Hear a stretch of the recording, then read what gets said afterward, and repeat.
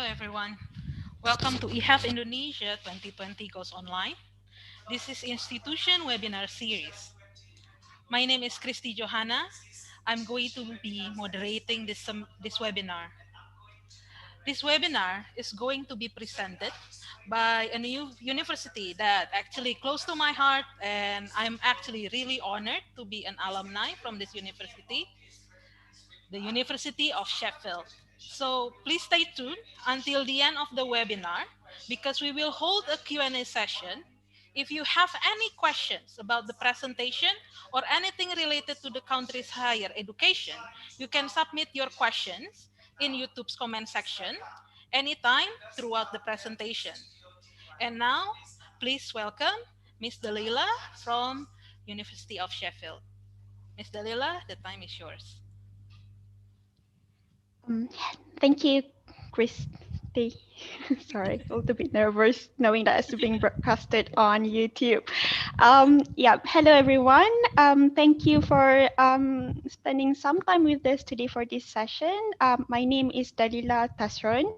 I'm from Malaysia, based in the Southeast Asia Regional Office, and our office helps to support students' inquiries and application to the University of Sheffield within the region.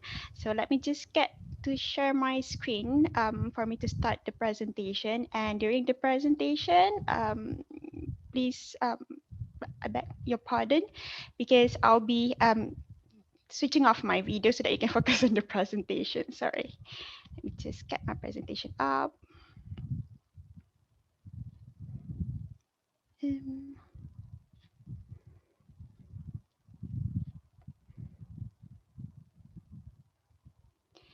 okay, hopefully you can see the slides just fine. Um, is that fine, Christy?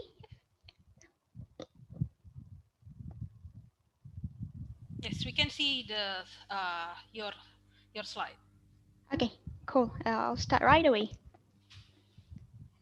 Okay, so during this 30-minute session, I'll just like to highlight about the University of Sheffield as an institution, and then I'll introduce you Sheffield as a city where the university is based in, and then I'll also introduce a little bit about our campus, what kind of support you can expect to receive during your studies in Sheffield, a little bit of information on how to apply, and afterwards would be what else you can explore on your own in order for you to decide before you make an application or come to study with us. Let's look at the university as an institution first. The University of Sheffield is a leading global university. It's rated 93rd in the world, 16 in the UK, and second in Yorkshire and the Humber in the 2021 QS World University Rankings. We are a member of the Russell Group research-led universities with a global reputation for research quality.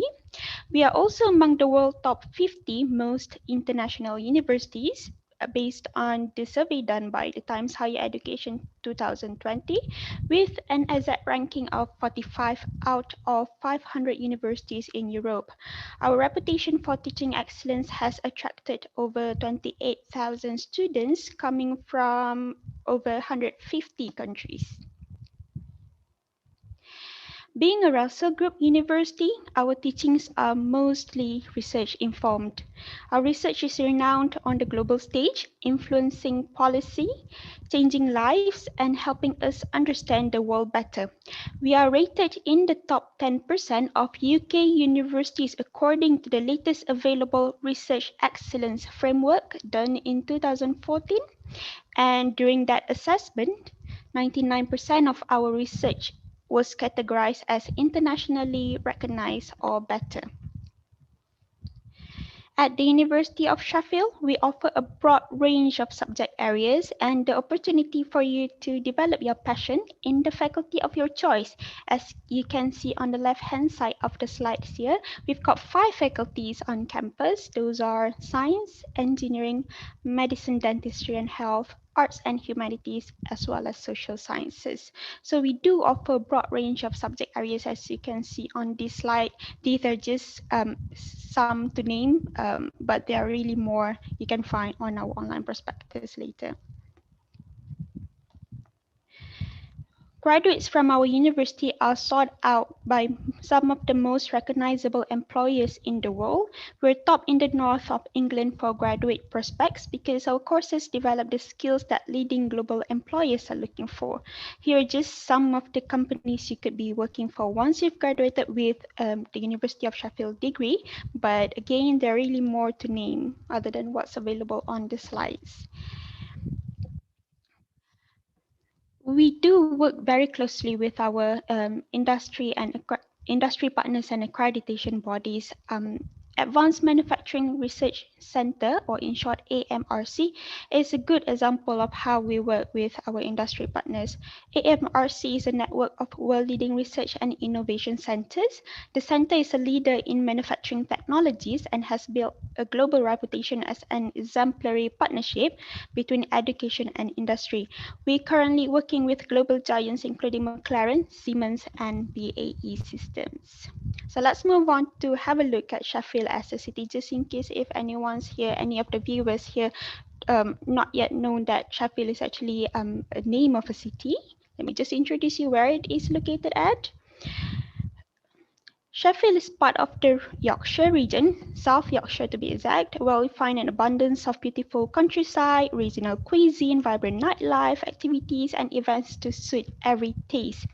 So it's located in the south of Yorkshire, just about 1 hour from Manchester by train and about 2 hours from London by train. The nearest international airport would be Manchester. It would be great if you can try to book for flight that lands in Manchester, because once you arrive in the Manchester airport, you can actually get a direct train from Manchester airport to Sheffield. And as you can see, the journey can take less than an hour.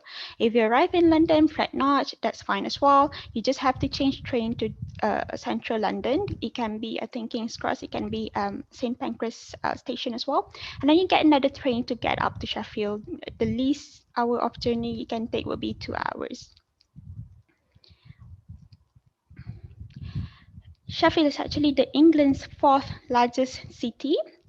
So it gives you so much to explore as the residents. Despite being one of the major cities, it offers one of the cheapest cost of living, as Sheffield has been surveyed to be top 10 most affordable UK student cities based on RBS Student Living Index 2019. Living costs here are 10% lower than the UK national average and 25% lower than London. If you're applying for a student visa to study in the UK from 2021 onwards, the living maintenance you probably need to show would be for monthly would be around £1,023 per month for any cities outside Greater London. Although in actual you could be using slightly a little bit less, depending on your lifestyle. And Sheffield is also known as one of the UK's safest major cities. According to the UK Peace Index, it has been awarded the Purple Flag for city safety, making it one of the safest places in the country for a night out 7 years running. And Sheffield has stunning landscapes, rich culture, and a history and a modern, welcoming outlook. So it's just the perfect home for international students to explore. A third of the city is actually located inside the Peak District National Park, and the city itself has more than 80 green spaces, including the botanical gardens as shown on the bottom left of the image of the photo, which first opened in 1836, as well as Western Park, shown on the bottom right of the photo, which backs onto our campus. So it's like 60% of the city is green space, and it's also known to be one of the greenest city in. So, when you're tired from studying, you want to see something that could, freshen up your eyes, that could relax your eyes, then those would be green spaces where you can find in abundance in Sheffield. Um, The top right photo shows a stately home, Chatsworth House, located, I think, around 15 minutes drive away from the campus, and it's been featured in TV and films such as Pride and Prejudice, made in 2005, and The Duchess, that was produced in 1998. So let's move on to have a look at a little bit on our campus. Sheffield is actually a city university. As a student, you will study and live close to the city centre and in the nearby suburbs. So we've got a map of the city here. The black box indicates the city centre. The university is located in the city, in close vicinity to the city centre, with most of the buildings, departmental buildings, student facilities, accommodation located within the area of the red box. So if you can spot a roundabout within that red box and say you want to walk to the city center, the, the nearest edge of the city center, you probably can just take about 10 minutes to walk from the campus to the city center. So it's really in the close vicinity. If you don't fancy walking, fret not. The city is also served by a tram network where you can find denoted by a sort of like a tram car symbol on the map. And if you look very closely into the black box, you probably can spot a landmark denoted by a red icon. That red icon actually tells you it's a railway station where you'll probably be arriving at if you take a train from the Manchester airport or from London or from any other cities. Okay, let's try to zoom into the red box so that you can see very clearly our campus area. Um, Basically, this is our city campus. It takes about 30 minutes to walk from the management school on the far left of the map to the Department of Materials Science and Engineering in the Sir Robert Hatfield building, where you can spot and find from the far right of the map. Well, 30 minutes I've quoted here would be the average, I would say, British stride and speed.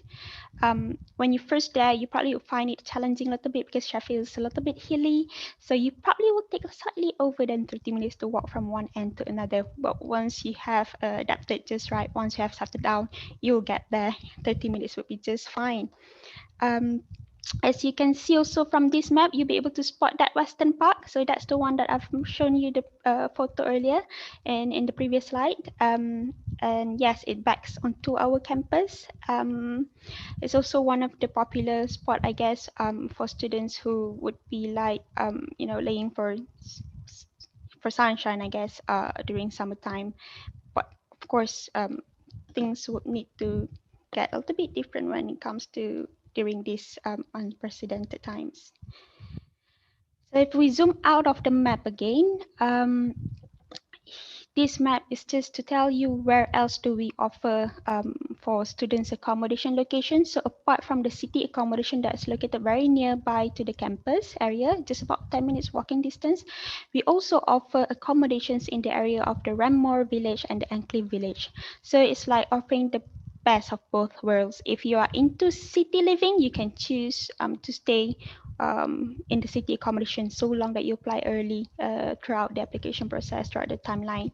But if you're someone who prefer living a little bit away from the hustling, bustling city living, city lifestyle, you would like to go, closer to the suburban area, then you can choose or opt to stay in either the Rammore or the Enclave village. But still within walking distance to the main campus, it will just take you roughly around, I would say, 20 to 30 minutes, again, depending on your stride and speed. Once you get there, you probably just take about 20 minutes. But during the beginning of the intro week and registration week, probably will take you some time to get there. Yes, so that's it. The university continues on investing, providing students the best facilities in teaching and learning. So the Diamond is an example of it. It was opened in 2015. It's an example of our 81 million pound investment. The Diamond offers students a unique space to create and learn. It's a striking state-of-the-art structure, which is an internationally renowned facility for innovative teaching and learning. Most of the equipment provided in the diamond are similar to those found in industry, thus provide real-life industry skills to students. We have flight simulators, jet engines, robotics arena, 3D printers, manufacturing equipment, and more. You can take a look at the labs and study spaces for yourself using our online 360-degree tours if you would like to do so later on your own. Another example of our latest investment would be the engineering hub space located within the Faculty of Engineering. The new facilities include a dedicated employability hub designed to help businesses from the Sheffield City region across the UK and around the world to meet face to face with engineering students to aid collaborations.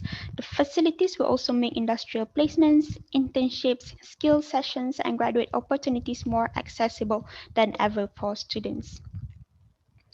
Apart from facilities for our engineering students, libraries would be something that would be used by all students from across the campus, from across the faculties.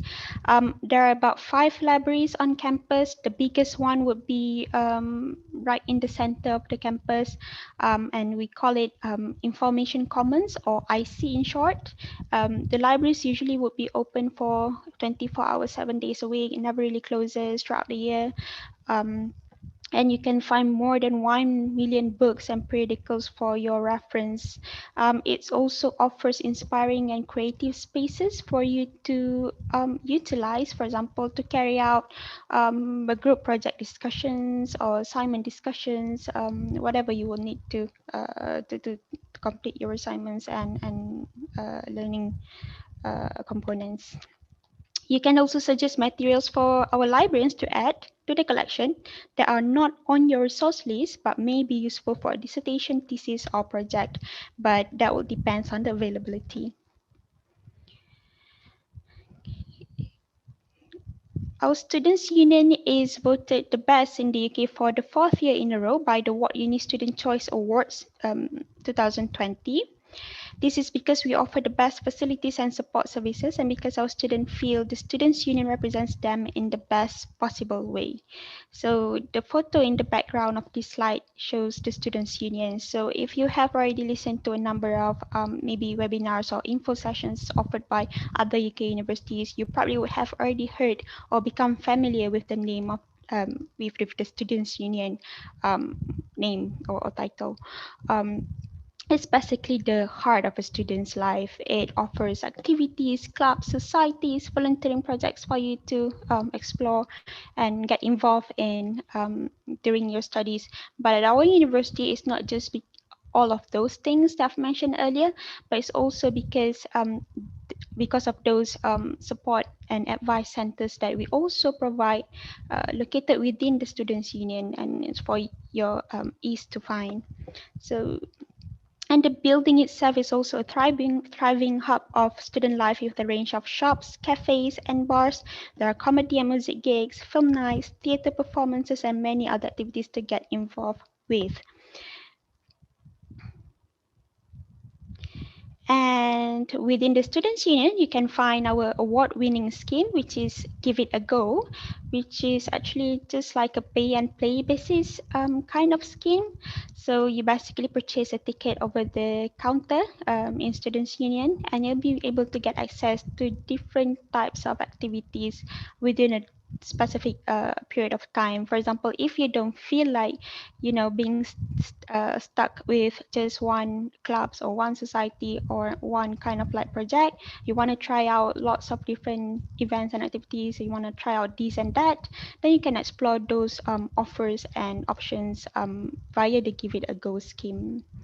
And it also includes day trips. So if you don't feel like planning for your day trip yourself, you can just turn up at the counter, see what's on offer for that week or the next weekend maybe, and you purchase ticket and just need to be there during the pickup time as specified on the ticket. So we make students living easy, as we do offer university accommodation for you to apply during your studies with us. Uh, you will still need to meet a few simple terms and conditions, but so long that you meet the terms and conditions, you are guaranteed accommodation for the duration of your studies. And just so you know, our accommodation has also been voted top 5 for the UK accommodation for 6 years in a row if you base on the survey done by Times Higher in 2018. Most of our university accommodation rent prices would already have included security and maintenance, utility bills, internet Wi-Fi. Yes, and those are the things that will be covered by rent. You can choose what kind of room you would like to live in, but most of the options will be available in the kind of like a flat style. So it's like a flat consists of around 4 to 6 rooms, and then you'll be sharing kitchen. If you go for ensuite type, you'll get your own private bathroom. If you go for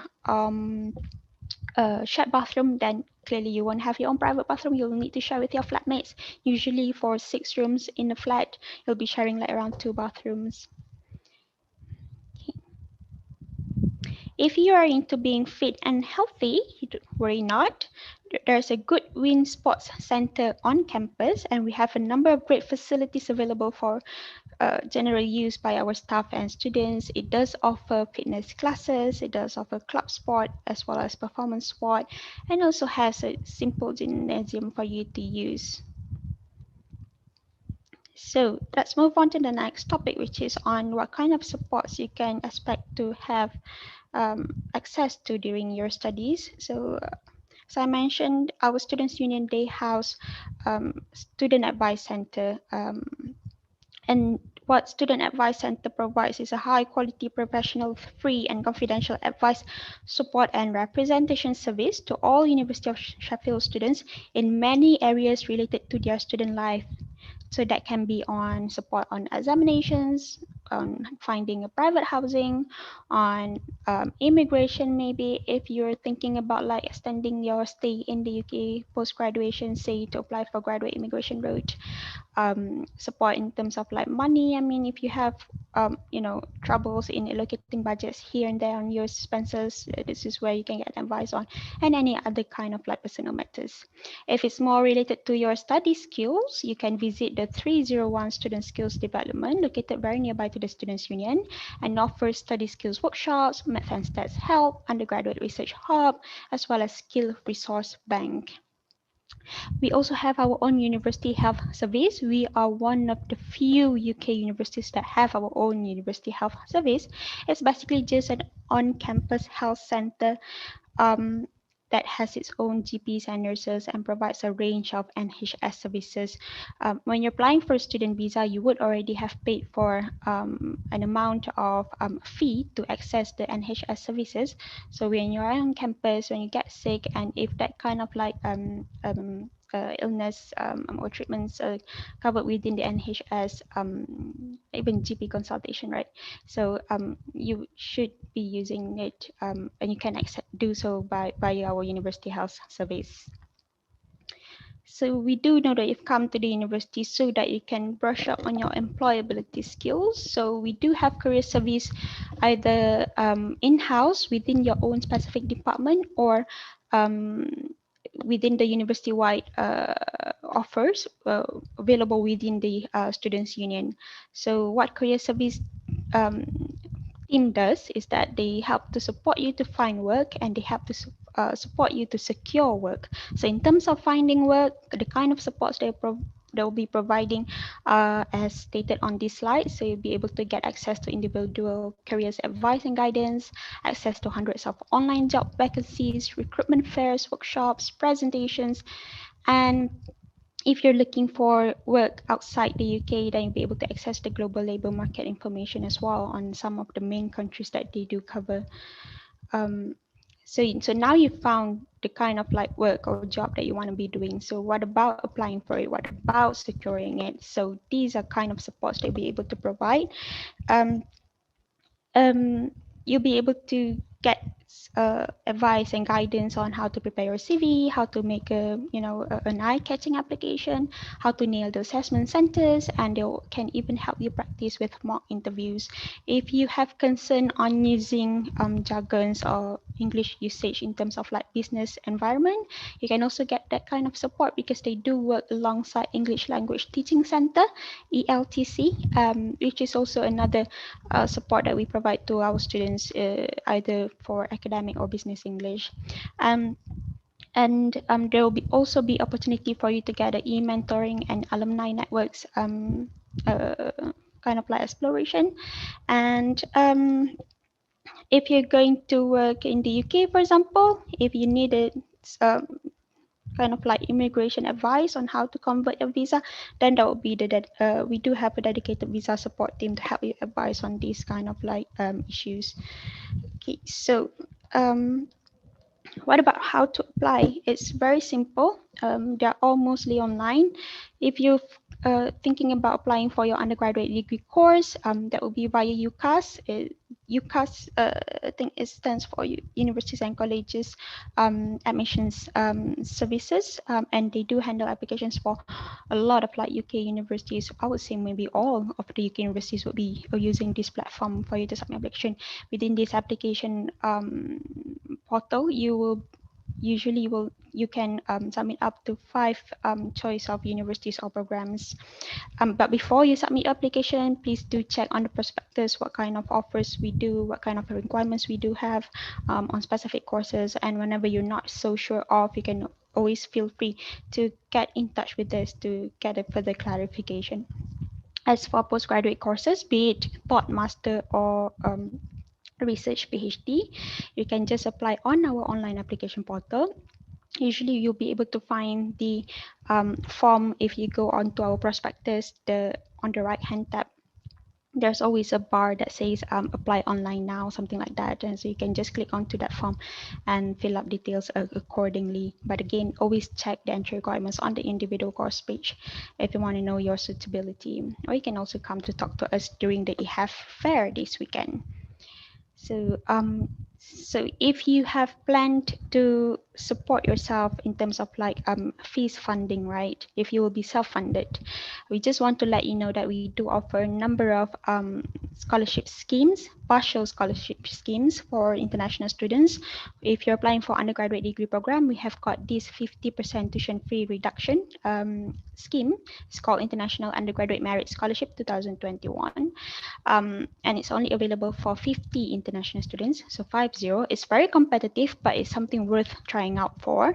We'll be looking or selecting our winners based on their academic profile. So if you are predicted to get good grades in your final exams, and or if you have already obtained the final grades, then yeah, if you've got a good one, then I would encourage you to submit application, but you can only do so if you have already held an offer from us. So you may want to pay attention to when is the scholarship application deadline going to be like, and when you should prepare yourself for submitting application for the academic course itself.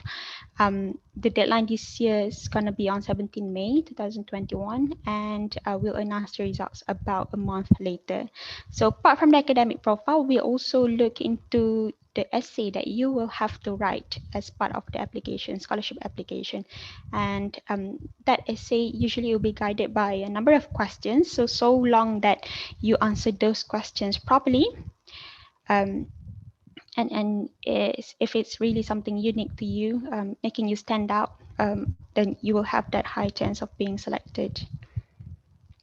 For postgraduate study, postgraduate thought master courses, we have about 25% tuition fee discount for 150 international students. So again, selection process, selection details and application details will be just roughly the same with the undergraduate. So you may want to look into submitting application earlier if you would like to make it for the scholarship application. So I've basically already introduced you to the campus, to the city, to the university as a whole institution. What you can do next would be, of course, come and talk to me on the weekend, Friday and Saturday fair, so that we can maybe try and address any questions you've got. If there's any particular specific course that you that gets your interest. But on your own, you can visit these two links as you'll be able to explore recorded departmental talks, departmental virtual tour available on these hubs. Apart from that, if you prefer to speak to a student directly, of course, today we have our alumni. But if it's not today, if let's say you still have questions afterwards, you can also do so by clicking on the chat box on our online website and choose to a specific ambassador you would like to chat with. And we also have got plenty of YouTube videos to show you around the campus, the accommodation, students union, and the sport facilities. So feel free to explore that on your own. So I guess with that, I end my session. Thank you. I'll be taking in questions from now.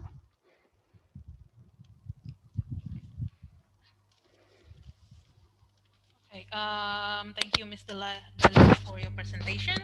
Now we will begin the Q&A session. Okay. I will read the question from the YouTube live chat. We will start from the undergraduate degree question. Someone asked, like, for the Indonesian student, is it okay to apply with their national high school diploma, or can they join directly to year one bachelor degree, or do they have to join a pre-uni program? Okay, if it's only solely on the national curriculum, so basically you'll be graduating with just SMA STTB qualification, then the answer would be you will need to go via our pathway, and you can, if that's the option that you like to explore, you can try and have a look on usic.sheffield.ac.uk, so spelled by USIC dot Sheffield SHEFFIELD dot AC dot UK, where you'll be able to find out more about the international foundation year that we offer to international students to prepare you for progression into the undergraduate degree program. The duration usually would be roughly around 6 to 9 months, depending on the IELTS UKVI score that you can obtain. Okay, thank you for your answer. We have a quite specific question about. We know that Sheffield is one of the is part of the Erasmus scholarship program, and then like someone asked, like, how is the Brexit going to influence, like, for the Erasmus student in Sheffield? Okay, as far as I'm aware, for 2020, for example, we still got students coming in via that Erasmus scholarships. If I'm not mistaken, I've heard about something like the university is trying to obtain the same funding as well for the coming years, but it has to, it really depends on in which year you're looking for application, and it also depends on what's the home university you'll be applying for. So yeah. Okay. Next question. Someone asked about scholarships. Of course, there will be someone asking about scholarship. Someone asked if there any scholarship offered for PhD students, since you already explained the scholarship for undergraduate and master student. Yep. Thank you. We usually do have a number, a very limited number of scholarships for PhD students, but it's really just available for like in a very competitive sort of like application type. But this year I have opted to take out those details from my presentation because even until now it hasn't really opened for PhD students to apply for that scheme. The scheme is called University of Sheffield, sorry, Price, I think. yeah, research prize, if I'm not mistaken, PRIZE. So usually it will be open either late October or around early November, and it closes every year. Usually would be late January. So you really have got like a very short window of opening for that kind of scholarship. It has multiple levels of funding available. It can even offer you, I mean, if your application is really excellent, the funding can even cover everything from the fees down to the living stipend. Um, and the next level usually is like maybe half the fees and living stipend, or maybe only the fees without the stipend, depending on the what you call that, like the your application, what you call that, like grade. Yeah. But this is not open yet, and I'm not too sure whether it will be open at all or not for 2021. So my advice is just to keep an eye out on the university website. Yeah. Okay, thank you. For still related to scholarship, someone asked about the since the scholarship deadline is in May. Someone asked, is it possible to apply if the diploma will be issued on June or July 2021? Yes, we do select winners based on conditional offers. So long that you've got an offer from us, it can be conditional, it can be unconditional. So conditional usually would be those people who have applied but have not yet finished their course, current qualification, for example.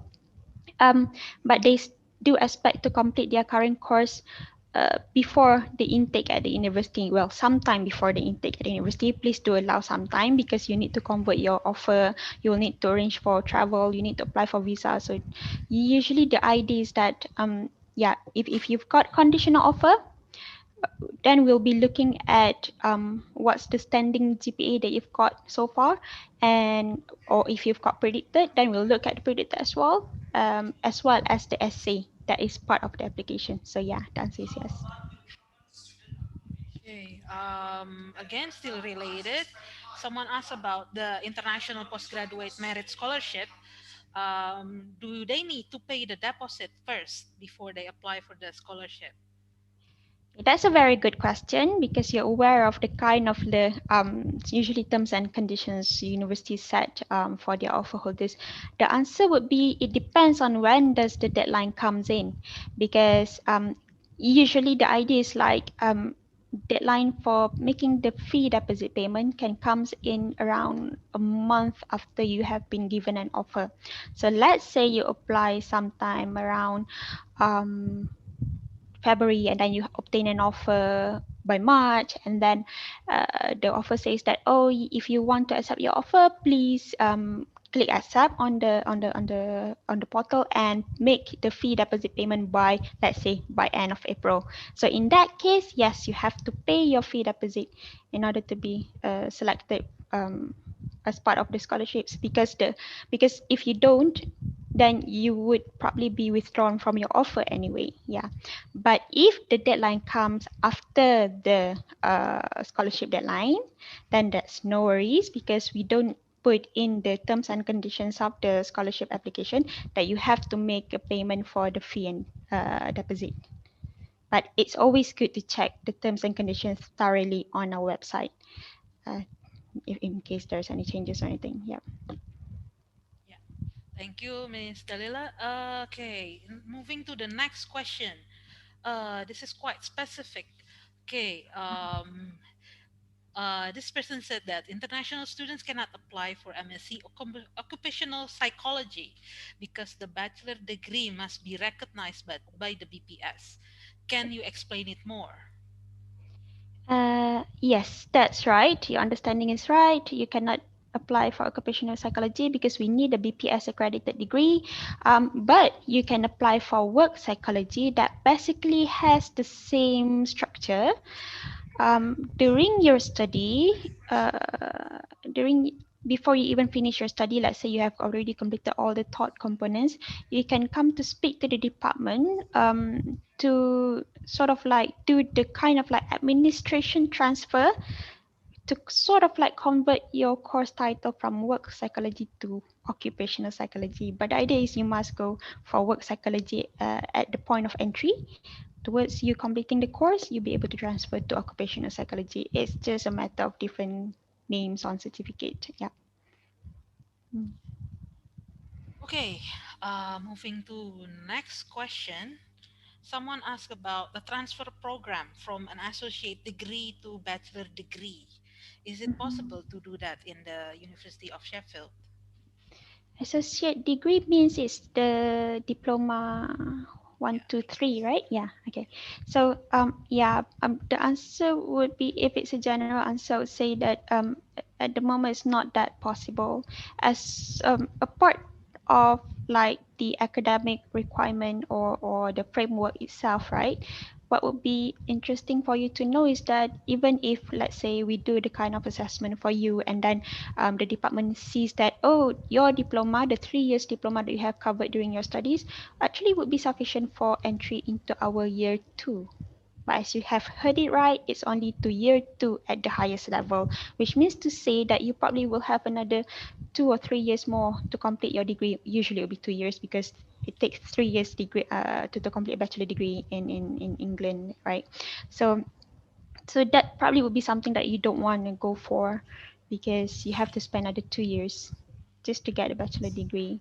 So usually in this kind of situation, to be what they call that realistic, or I mean maybe in your favor, works in your favor would be to maybe try and have a look at other UK universities that do provide the kind of like a 1 year pop-up degree. So, and then let's say, I can't remember the university, but let's say it's like your 3 years of diploma in Indonesia, and then plus 1 year of top-up degree in the UK. And then afterwards, you can look into maybe applying for master degree with this. Yeah. okay.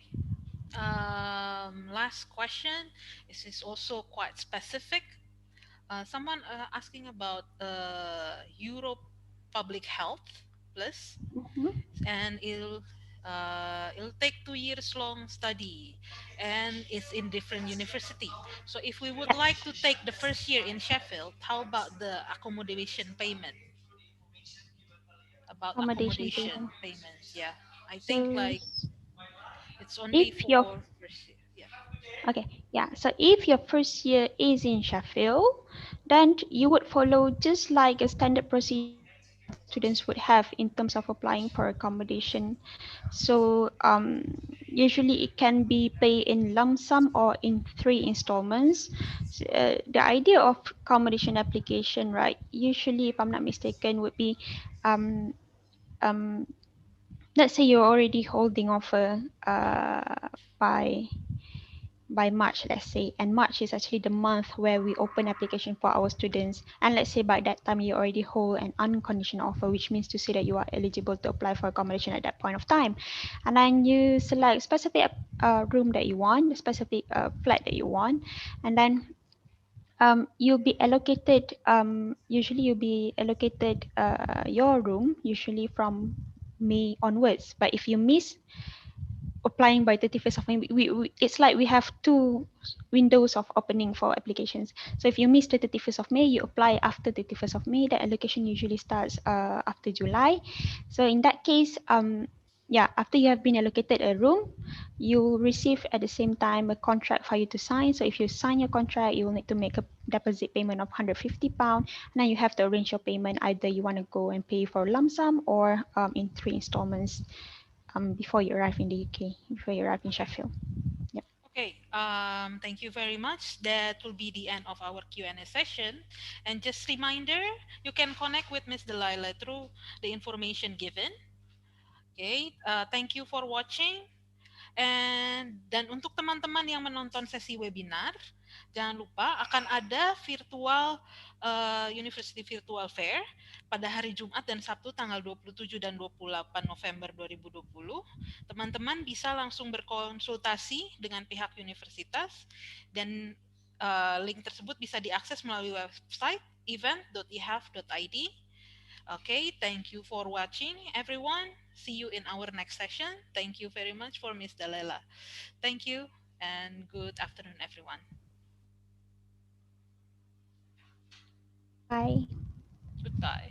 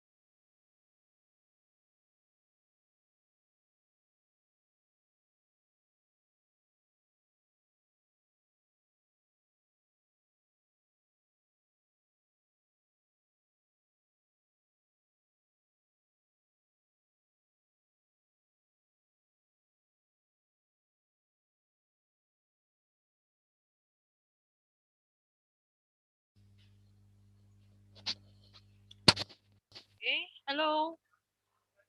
Welcome to EHEF Indonesia 2020 Goes Online. This is Institution webinar series.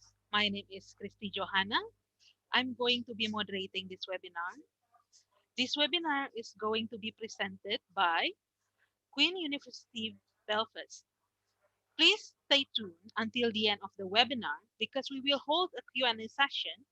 If you have any questions about the presentation or anything related to the country's higher education, you can submit your questions in YouTube's comment section anytime throughout the presentation. And now, please welcome the representative from the university. Please, time and place is yours.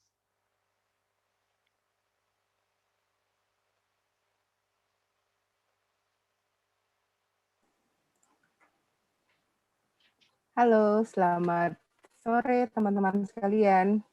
Selamat sore tim EHEF juga. Aku boleh pakai bahasa Indonesia aja, Mbak? Tentu boleh. Boleh ya, oke. Jadi perkenalkan, selamat sore teman-teman sekalian. Terima kasih atas untuk EHEF untuk kesempatannya. Perkenalkan, nama saya Yurika. Saya perwakilan dari Queen's University Belfast, based di Jakarta. Jadi hari ini saya akan menjelaskan mengenai detail program mengenai Queen's University scholarship, beasiswa yang kita punya, dan gambaran soal kota di Belfast itu seperti apa sih. Jadi teman-teman juga ada gambaran sekolah di sana seperti apa ya. Oke. Jadi saya share screen sekarang.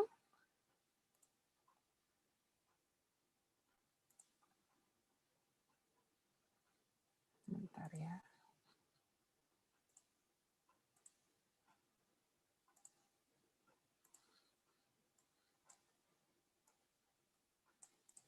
Oke. Sudah kelihatan ya screen-nya? Alright. Jadi kami dari Queen University Belfast, mungkin kalau teman-teman yang sekarang sudah bisa lihat di share screen depan kalian, ini adalah gedung kampusnya kita, namanya Millennium Building. Jadi tipikal Russell Group University, memang gedungnya kalau kita bilang red brick building, jadi memang kayak dari batu bata merah, jadi memang sebagus itu. Nah, Queen's University kita berlokasi di Northern Ireland, di Irlandia Utara, di kota namanya Belfast. Jadi UK sendiri ada terbagi menjadi 4 negara kita bilangnya ya. Satu itu England, ibu kotanya London. Yang kedua itu Scotland, ibu kotanya adalah Edinburgh. Yang ketiga adalah Northern Ireland, ibu kotanya Belfast. Dan yang terakhir adalah Wales, ibu kotanya adalah Cardiff. Jadi kita kalau teman-teman lihat kita dari segi geographically, itu kita nempel dengan Pulau Irlandia. Tapi dari segi pemerintahannya, hukumnya, semua kita masih masuk UK. Makanya saya selalu bilang kota Belfast itu salah satu kota yang sangat-sangat unik. Kenapa? Karena dari segi penduduknya juga, kita bukan hanya ada banyak orang-orang dari UK, tapi juga ada orang-orang dari Irish, orang-orang dari Amerika, karena kita juga banyak lumayan populasi dari anak-anak Amerika juga, dan juga dari international students. Kota Belfast sendiri bukan kota besar layaknya seperti mungkin kayak kota London atau kota Manchester gitu ya, tapi kita juga bukan kota kecil banget di UK. Jadi kalau kayak di Indonesia, aku selalu lihat Belfast itu seperti kayak kota Yogyakarta. Jadi it's very student city, kalian kalau mau kemana-mana juga gampang, kalian dari kampus ke city center itu cuma tinggal jalan kaki sekitar 15-20 menit, dan Belfast itu masuk salah satu kota yang paling murah untuk living cost. Semurah apa sih, Kak? Paling murah itu adalah kalian itu masih bisa dapat makan di sana dengan harga 3 pound. 3 pound itu setara mungkin sekarang kayak kita makan Yoshinoya mungkin ya kalau kayak di Indonesia. Dan itu terakhir waktu saya makan ke sana itu saya makan nasi sama ayam kari lah gitu kayak makanan Thailand gitu, dan itu cuma seharga 3 pound aja. Jadi kalau ada orang bilang sekolah di UK itu mahal, definitely enggak, sangat-sangat affordable. Living cost, saya selalu bilang di Belfast itu salah satu kota yang sangat-sangat affordable. Jadi living cost plus makan, kalian bisa menghabiskan kurang lebih 500 sampai 800 pound sebulan. Itu sudah termasuk makan dan tempat tinggal. Jadi sangat-sangat affordable. Dan untuk pesawat sendiri, biasanya saya selalu rekomendasi teman-teman yang kalau memang pribadi, saya suka naik KLM biasanya, jadi Jakarta-Amsterdam. Lalu Amsterdam ke Belfast itu cuma 1,5 jam aja. Jadi sangat convenient. Tapi kalau teman-teman mau naik pesawat yang misalnya turun di Middle East, kalian bisa turun di Middle East itu habis itu ke Manchester biasanya. Dari Manchester cuma kurang lebih 35 menit aja. Atau kalau kalian mau naik pesawat yang turun di London, dari London ke Belfast itu cuma 1 jam aja. Dan biaya pesawatnya itu relatifnya juga sangat-sangat affordable.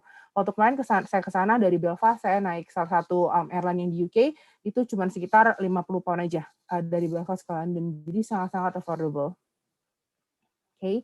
Belfast itu terkenal dengan natural landscape-nya mereka. Salah satunya mungkin kalau teman-teman sudah pernah nonton TV drama namanya Game of Thrones. Nah, itu beberapa tempat syutingnya itu ada di Belfast. Jadi, bagi teman-teman yang suka film Game of Thrones, yang benar-benar ngikutin banget sampai season terakhir kemarin itu, wajib banget ke sini. Aku suka banget karena kalau kayak bagi teman-teman yang bahkan mungkin suka saking ngefansnya ya, kalian bahkan bisa sewa uniformnya, seragamnya untuk foto-foto di sana. Jadi ini masih natural banget. Biasanya kalau lagi mereka nggak syuting, mereka open untuk kayak tour gitu. Jadi kalian bisa lihat, bisa foto-foto di sana. Nah, di UK sendiri, setiap kota itu ada beberapa, kita bilang namanya castle. Jadi, kalau kayak di Northern Ireland, itu kita ada namanya Hillsborough Castle. Jadi, ini official residence dari Royal Family. Jadi, kalau mereka lagi tidak berkunjung ke Northern Ireland, ke Belfast, itu mereka akan open for public again. Kita bisa kunjungan juga ke sana. Jadi, di UK itu kan terkenal kalau misalnya kita di sana suka bisa high tea ya. Jadi, minum teh, makan sama macaron, sama scones. Nah, itu kalian bisa lakukan di sini. Dan ini memang kalian untuk belajar mengenal culture-nya UK itu seperti apa.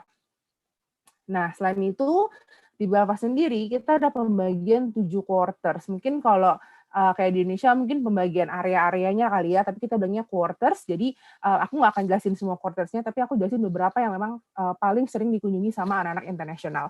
Yang pertama itu adalah Titanic Quarters. Jadi, kalau bagi teman-teman yang udah pernah nonton film Titanic dulu, yang main Kate Winslet sama Leonardo DiCaprio, nah, original kapalnya itu didesain dan dibuatnya itu di kota Belfast.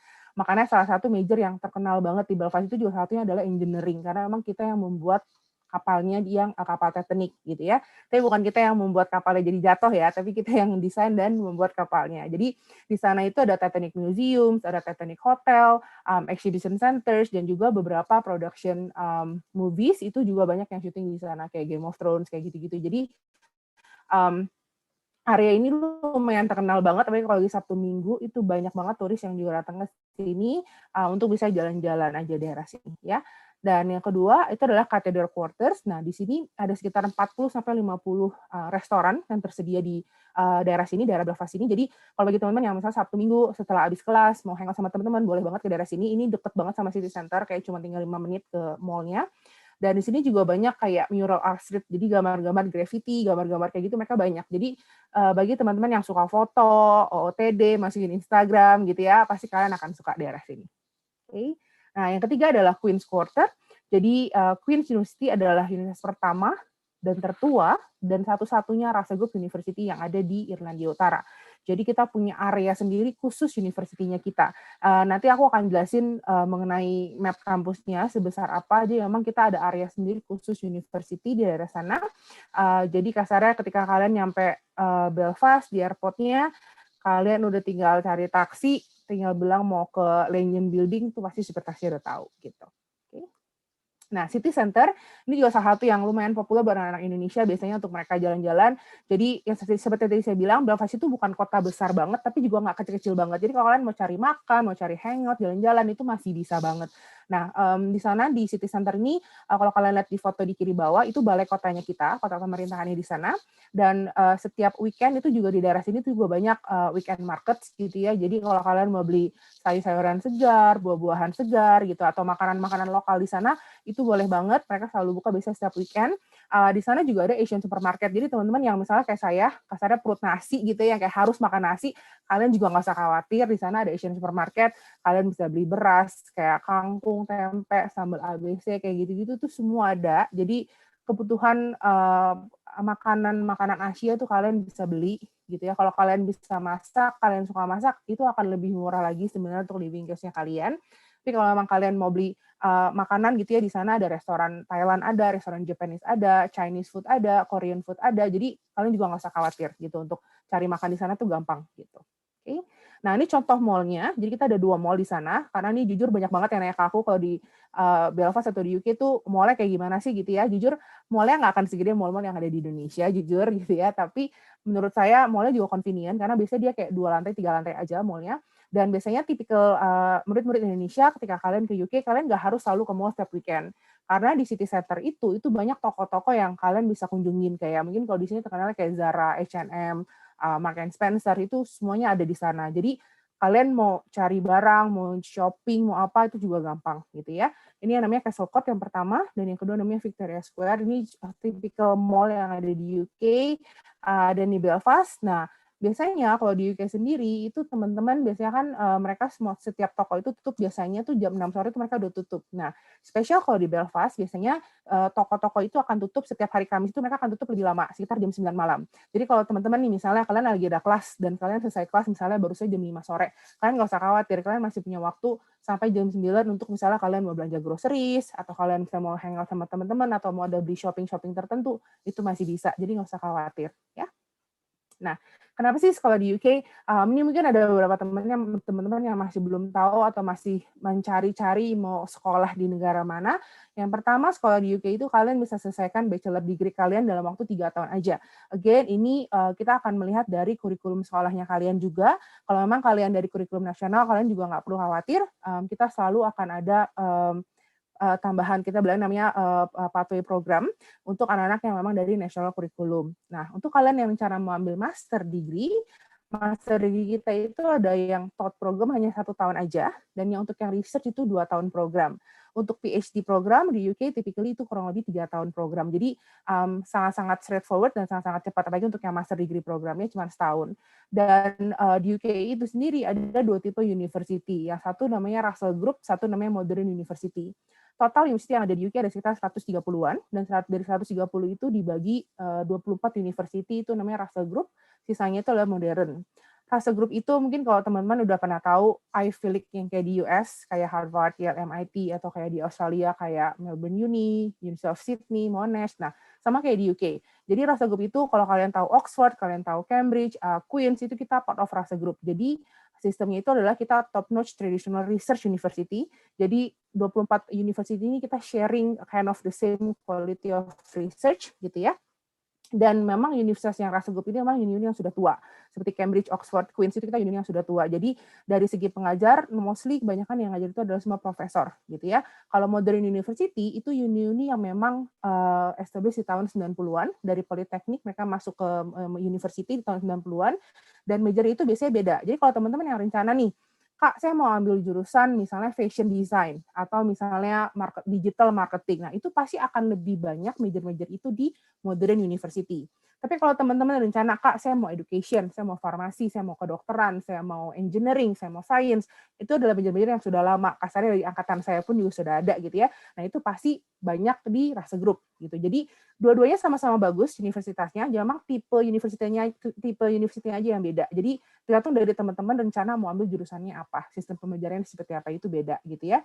Nah, setelah kalian sekolah di UK juga, kalau memang bagi teman-teman yang self-funded pembiayaan sendiri, biasanya kalian akan dapat namanya graduate route.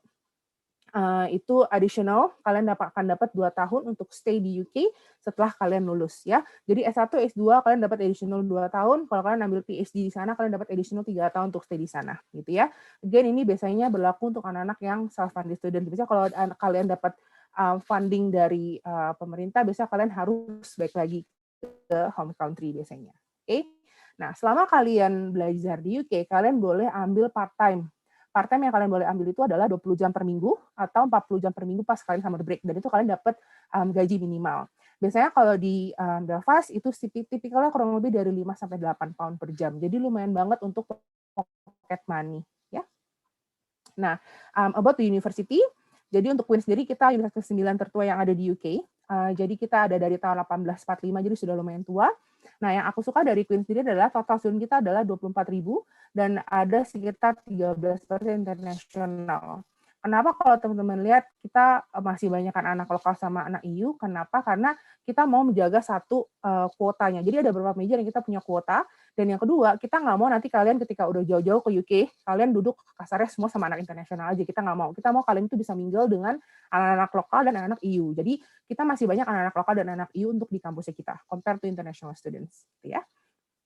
Nah, untuk fakultinya sendiri kita ada 3 fakulti besar. Yang fakulti pertama itu adalah Medicine, Health, and Life Sciences. Kita ada 4 schools di sini. Schools of Biological Sciences, Schools of Medicine, Dentistry, and Biomedical Sciences, Schools of Nursing and Midwifery, dan Schools of Pharmacy. Aku nggak akan go through detail per majornya, tapi kalian mungkin bisa lihat di beberapa major di sini, beberapa schools-nya di sini. Ini beberapa major yang kita punya. Nanti kalau kalian mau ada pertanyaan lebih lanjut, boleh banget nanti nanya ke aku, atau nanti bisa langsung ketemu pas nanti kita di tanggal 27 dan tanggal 28 ya. Nah, ini beberapa major yang kita punya. Ini untuk yang fakulti kedua, Engineering and Physical Sciences. Jadi kita ada 6 schools di bawah ini. Jadi Schools of Chemistry, Chemical Engineering, Schools of Electronics, Electrical Engineering and Computer Science, Schools of Mathematics and Physics, Schools of Mechanical and Aerospace Engineering, Schools of Natural and Built Environment, dan School of Psychology. Jadi ini beberapa majornya. Kalau bagi teman-teman yang S1, biasanya untuk major-major di UK itu kita ada namanya placement year, jadi program magang. Jadi kalian magang di tahun ketiga, jadi total kalian di UK-nya 4 tahun, 2 tahun pertama kuliah, tahun ketiganya kalian magang setahun, habis itu kalian balik lagi ke kampus selesaiin final year.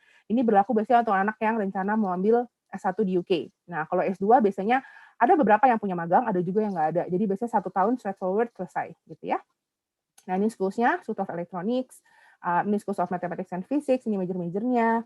Lalu ini School of Natural Built Environment, ini major-majornya juga. Dan ini fakulti kita yang terakhir, Art, Humanities, and Social Sciences. Kita ada 5 schools di bawah sini, jadi Schools of Arts, English, and Languages, Schools of History, Anthropology, Philosophy, and Politics, Queen Management Schools, Schools of Law, dan Schools of Social Sciences, Education, and Social Work. Nah, ini major-majornya, again, dari Art, English, and Languages, dan ini History, Anthropology, Philosophy, and Politics. Lalu ini juga ada Queen Management Schools, dan ini School of Law untuk yang hukum, dan ini yang Social Science, Education, dan Social Work. Oke. Nah, ini adalah beberapa list company. Salah satu yang membuat saya bangga banget menjadi part of Queens adalah Queens itu punya banyak kerjasama dengan kurang lebih 3.000 global employers across the world. Menurut aku ini sangat-sangat penting, apalagi bagi teman-teman yang rencana mau ambil program studi misalnya S1 dengan punya magang. Karena kita punya rekomendasi company yang memang Indonesia sudah bagus-bagus. Contoh kalau kayak bisnis, kita ada kerjasama dengan, kalau kalian lihat di layar, ada PwC, KPMG, Deloitte, 3M, Aviva, Zurich, AXA. Jadi bagus-bagus banget company-company juga. Dan juga bagi teman-teman yang rencana memang mau cari kerja setelah kalian lulus. Nah, itu penting banget bagi kalian untuk tahu universitas mana sih yang rencana atau yang banyak punya kerjasama dengan industri. Itu menurut aku penting banget untuk kalian nentuin itu. Oke. Nah, ini kampus mapnya kita. Jadi ini lingkungan universitinya semua. Jadi ada beberapa gedung kampus. Di sini juga ada akomodasi kalian sudah termasuk restoran, tempat makan di sini sudah ada semuanya. Rumah sakit terdekat kita juga ada yang di sebelah kiri atas itu rumah sakit. Jadi kalian udah nggak usah pusing, di daerah sini tuh semua tuh udah ada, dari tempat makan, library, gedung kampus semua udah ada, tempat tinggal. Jadi semuanya itu bisa kalian lakukan, bisa kalian akses itu dengan jalan kaki biasanya. Kalau kalian rencana mau sewa sepeda juga boleh. Di Belfast itu kalian bisa sewa sepeda setahun itu hanya 25 pound aja. Jadi sangat-sangat reasonable. Atau kalian bisa naik bus. Kalau kalian misalnya tinggal di city center, kalian mau ke kampus, itu kalian bisa jalan kaki 15-20 menit. Atau kalian bisa naik bus, itu cuma sekitar 5 menit aja nyampe ke main campus. Jadi sangat accessible, gampang banget. Kalian nggak harus punya mobil ketika kalian di sana gitu. Oke. Kalian juga bisa explore virtual tour kita, kalian bisa scan di kamera kalian, barcode-nya kita yang ada di sini, untuk kalian bisa lihat kampusnya kita kayak gimana sih, gedung-gedung kampusnya, jadi kalian ada gambaran soal Queen's University Belfast. Oke, mungkin aku kasih waktu beberapa detik untuk kalian scan barcode. Oke. Nah, ini untuk yang ranking sekarang. Jadi untuk Queen sendiri kita sekarang top 200 di dunia based on QS World Ranking. Nah, ini untuk ranking majornya. Jadi kita top 50 yang ada di QS itu untuk English Language, Performing Arts, Farmasi, Farmakologi, Nursing, Social Policy and Administration. Kita top 100 di Archaeology dan Law, top 150 untuk Agriculture, Architecture, History, Chemical Engineering, Civil Engineering, Electronics and Engineering, Medicine, dan Geografi. Nah, selain dari QS, untuk UK sendiri kita juga punya ranking untuk yang di UK-nya. Jadi, teman-teman juga nggak usah bingung. Ada beberapa ranking yang ada di UK. Jadi, ranking dari ranking uni, ranking major, atau ranking QS. Nah, ini ranking yang per major. Jadi, di UK sendiri kita peringkat pertama untuk Agriculture Forestry, kita kedua untuk Farmasi Farmakologi, kita kedua juga untuk Anthropology dan Building Town Country Planning, kita ketiga untuk Food Science, kita keenam untuk Accounting Finance, keenam di Electronics Electrical Engineering, keenam di Creative Writing. Jadi ada banyak pilihannya, jadi teman-teman bisa lihat sendiri. Dan untuk requirement sendiri, biasanya kalau untuk S1, kita melihat dari requirement A-levels dan IB, biasanya dari kalau A-levels dari AAA sampai triple B, tergantung dari jurusannya, atau IB dari 30 sampai 36 points. Untuk Inggris, kita bisa melihat dari IGCSE atau syllabus A dan syllabus B dari Inggris IB-nya. Nah, untuk yang S2, biasanya kita ada beberapa major yang kita terima di upper second class, jadi kurang lebih GPA dari 3,0 sampai 3,2. Kalau untuk lower second class dari GPA 2,8 sampai 2,9. Nah, GPA ini kita lihat dari universitas yang dari akreditasi universitas juga yang ada di Indonesia. Jadi bagi teman-teman yang akreditasinya Uni A sama B, nggak usah khawatir, kalian bisa ikutin requirement-nya ini. Tapi biasanya kalau akreditasinya kalian cek ke atas, biasanya aku akan misalnya lebih tinggi lagi dari admissions, ya.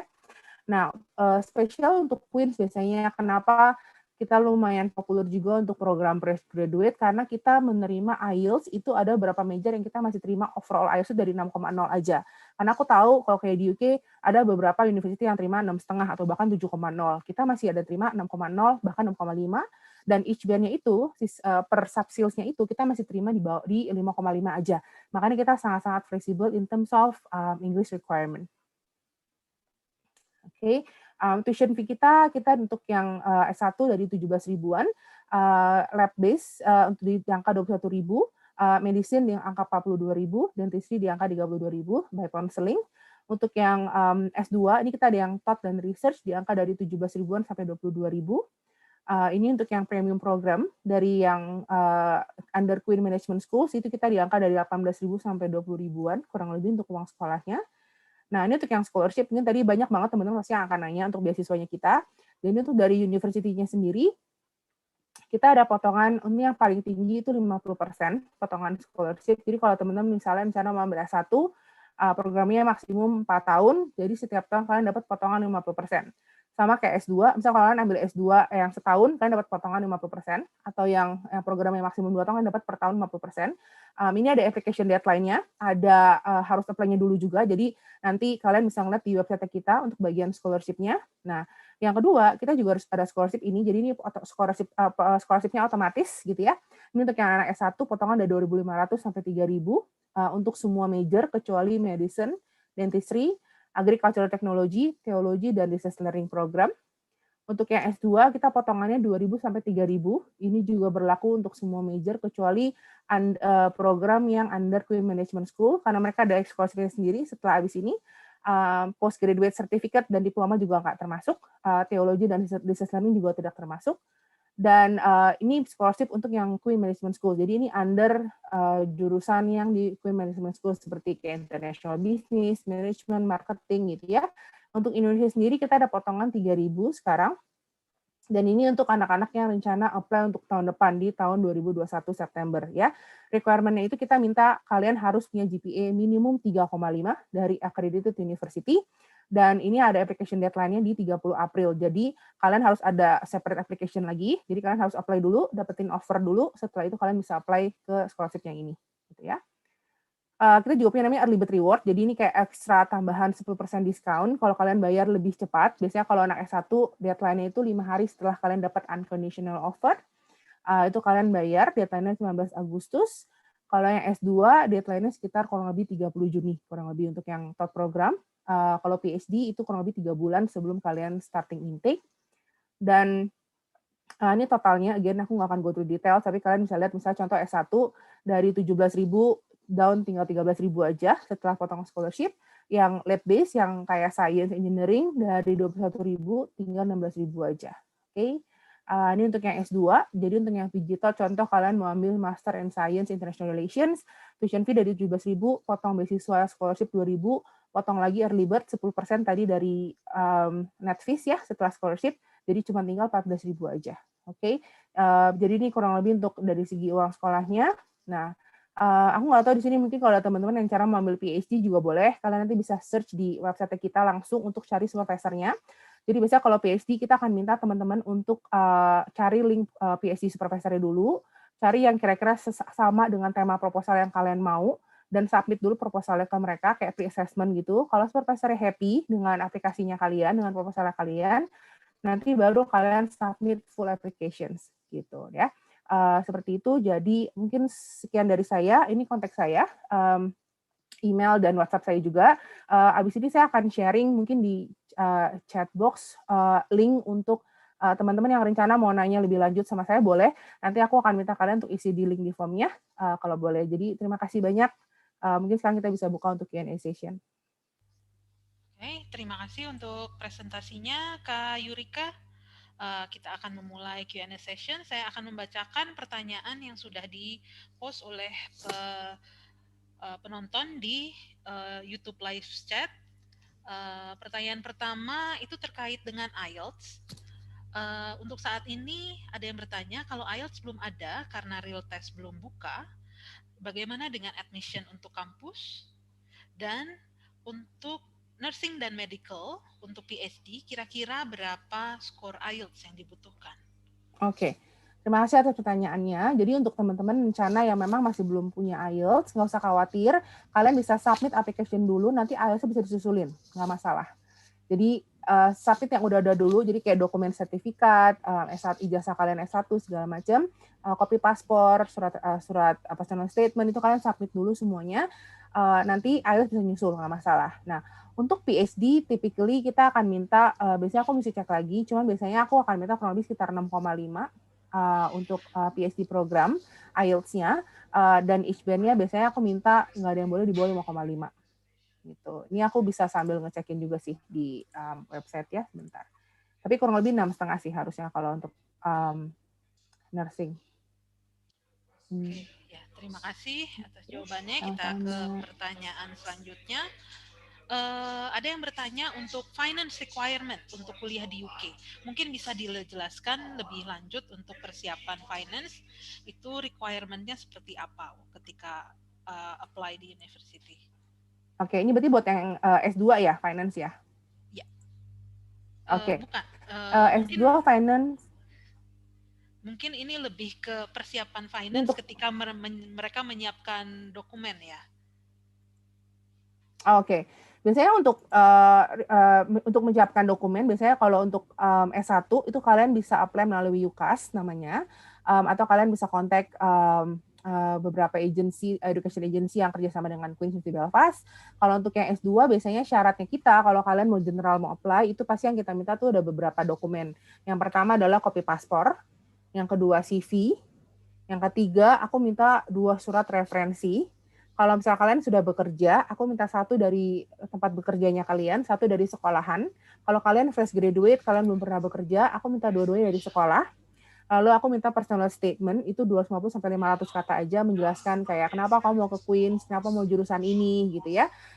Dan yang ketiga aku minta transkrip dan ijazah, itu dalam bahasa Inggris. Jadi kalau transkrip dan ijazah kalian masih dalam bahasa Indonesia, biasanya nanti kalian bisa coba translate ke Swan Translator yang penerjemah tersumpah untuk ditranslate dalam bahasa Inggris. Habis itu aku minta IELTS sama TOEFL. Dah, itu aja sih dokumennya. IELTS sama TOEFL again bisa disusulin. Jadi yang sudah ada dulu disubmit dulu aja nggak apa-apa. Gitu. Terima kasih. Ada yang bertanya untuk apakah bisa untuk study part-time di Queen University of Belfast, dan kalau misalnya mereka ambil part-time study, apakah mereka bisa kerja part-time, dan kerja part-time-nya itu apakah bisa mengcover untuk living cost dan tuition fee di sana? Oke, terima kasih atas pertanyaannya. Jadi untuk anak-anak internasional, ketika kalian apply visa di UK, kalian tidak boleh ambil yang program part-time, karena anak-anak internasional itu harus ambil program full-time, karena based on visa requirement. Jadi kita nggak bisa untuk part-time program kalau untuk di UK. Gitu. Okay. Mungkin untuk yang pertanyaan yang ketika mereka bekerja part-time, apakah kerja part-time mereka dari salary kerja part-time itu bisa mengcover untuk kehidupan living cost di Belfast?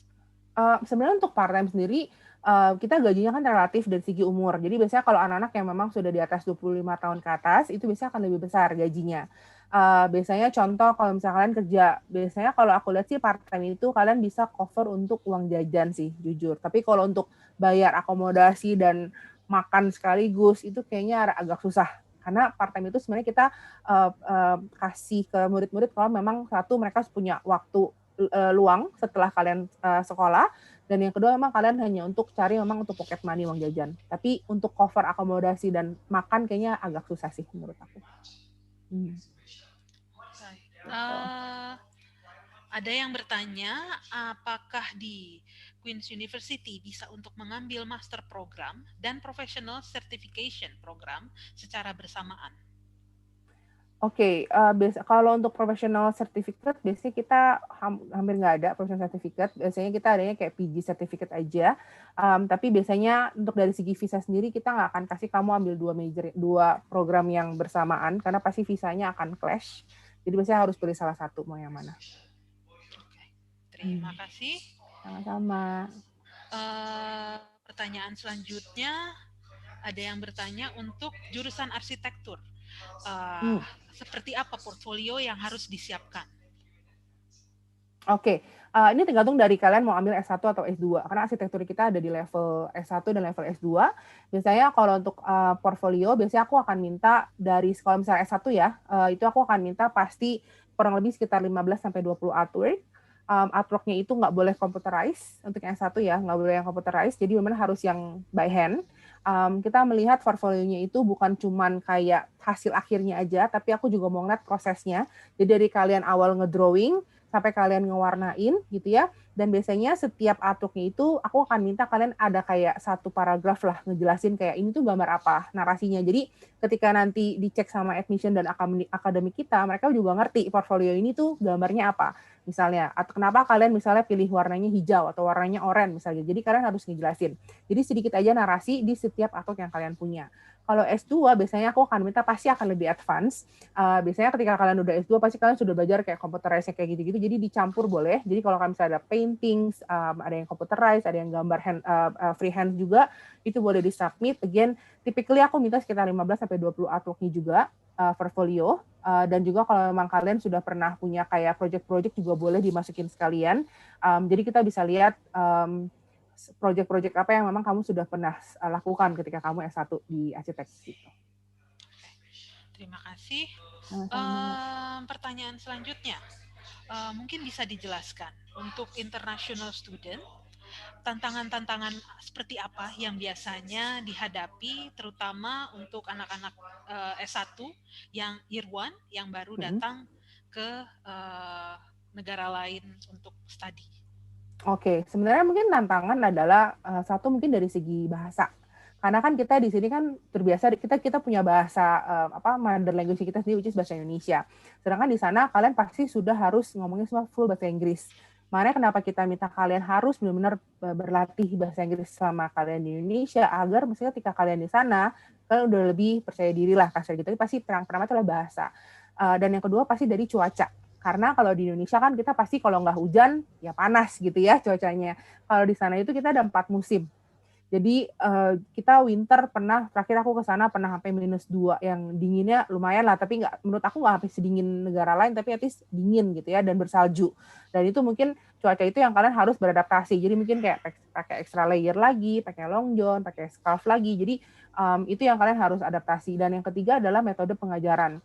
Di UK itu they are very punctual, mereka itu on time banget, Mbak. Jadi mungkin beda sama kayak aku nggak tahu kalau di Indo sekarang sistem perkuliahan dan sekolah ya. Kalau di sana, ketika mereka misalnya ada kelas jam 7:05, itu jam 7:05 itu profesornya sudah datang. Jadi kalau kita 7:06 baru datang, itu kita sudah consider too late. Gitu. Jadi they are very punctual. Jadi itu jujur bagus karena melatih disiplin anak-anak juga sih sebenarnya. Ketika mereka ke sana, mereka harus lebih disiplin dan harus tahu manage waktunya mereka seperti apa. Menurut aku 3 itu sih yang challenge-nya lah ya, yang nanti pelan-pelan mereka akan adaptasi dan nanti akan jadi bisa lagi sendiri. Oke, terima kasih. Kita akan membaca pertanyaan selanjutnya. Untuk PhD program, apakah ada scholarship yang fully funded? Apakah itu akan by research atau by course? Dan saat submit research proposal ke profesor, apakah boleh menghubungi lebih dari satu profesor? Oke, terima kasih atas pertanyaannya. Untuk scholarship-nya sendiri, so far kita ada di website. Aku nggak tahu bisa di-share di ke kalian semuanya, tapi kita itu ada list untuk mencari supervisor yang pertama, dan yang kedua bisa nyari opportunities yang lagi open. Jadi ada beberapa supervisor yang mereka lagi open dan ada fundingnya. Tapi aku nggak tahu fundingnya itu fully funded atau half funded atau gimana, itu bisa harus dicek lagi ke supervisornya. Tapi mungkin aku bisa share di link yang ada di sini. Aku nggak tahu, hopefully bisa kelihatan. Jadi ini link untuk mencari opportunities yang ada. Jadi dari Queen sendiri, kita ada beberapa supervisor yang lagi cari murid lah untuk yang fundingnya itu, karena mereka ada fundingnya. Jadi kalian bisa ngecek apakah kira-kira sama nggak, cocok nggak dengan proposal yang kalian mau. Dan yang kedua, untuk mengontak supervisor, boleh banget. Misalnya contoh education. Education itu kita ada banyak banget supervisor, jadi kalian mau ngontak sampai 5, sampai 6, ya terserah, boleh bebas. Karena menurut aku, cari PhD supervisor tuh menurut aku sama kayak cari jodoh, Mbak, menurut aku. Karena cocok-cocokan sebenarnya kan, gitu. Jadi, boleh banget kalian, kita nggak kasih batas kalian harus kontak berapa banyak, selama kalian cocok dengan supervisornya, mereka juga happy dengan proposal yang kalian mau, is good to go. Gitu. Oke, terima kasih Kak Sama-sama. Yurika untuk jawabannya. Untuk pertanyaan selanjutnya, apakah ada jurusan Renewable Energy Technology untuk PhD program? Renewable energy. Ini aku harus cek ke ininya sih. Tapi seingat aku, sebentar ya, aku sambil buka website ini.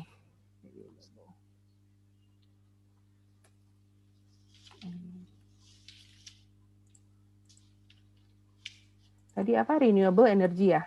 Iya. Ini sih aku ngecek sih untuk subjeknya sih kita nggak ada, tapi biasanya takutnya biasanya mereka kata-katanya beda. Biasanya gitu. Jadi aku selalu saranin teman-teman yang memang rencana mau ada yang spesifik banget, saran aku buka di website kita yang ke bagian find a PhD professor tadi. Terus kalian lihat, misalnya kalian kalau renewable energy mungkin under science, physical science gitu ya. Nanti kalian bisa buka listnya tuh yang profesornya ada apa aja. Nah, itu biasanya mereka kata-katanya takutnya beda. Tapi kalau nih aku cek sih di sini untuk renewable energy, kalau aku type nggak ada gitu. Tapi mungkin bisa cek lagi nanti di fakultinya langsung, di profesornya langsung.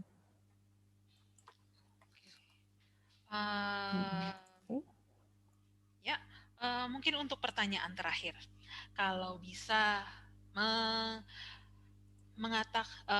memberikan 3 kata untuk Queen University of Belfast, kira-kira apa yang paling menggambarkan?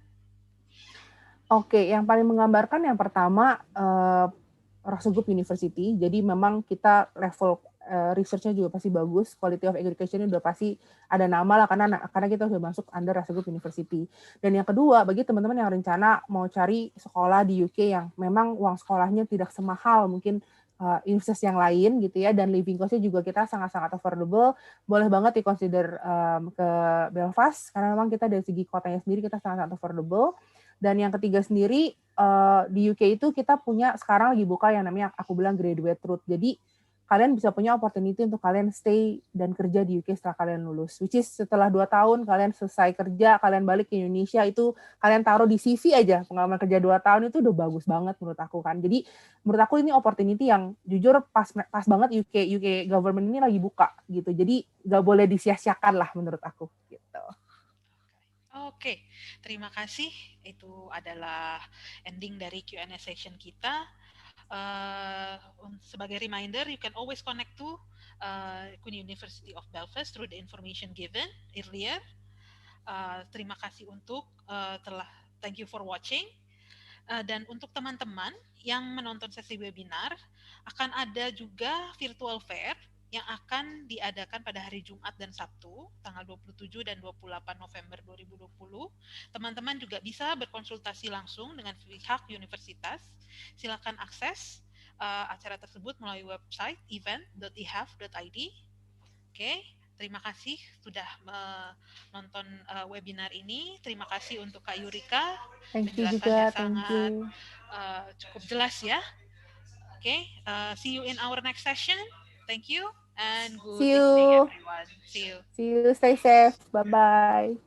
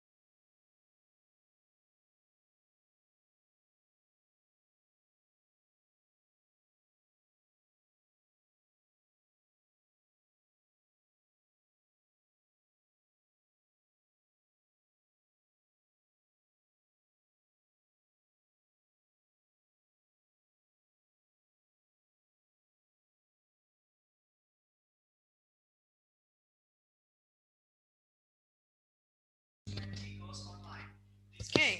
Hello everyone. Welcome to EHEF Indonesia 2020 Goes Online.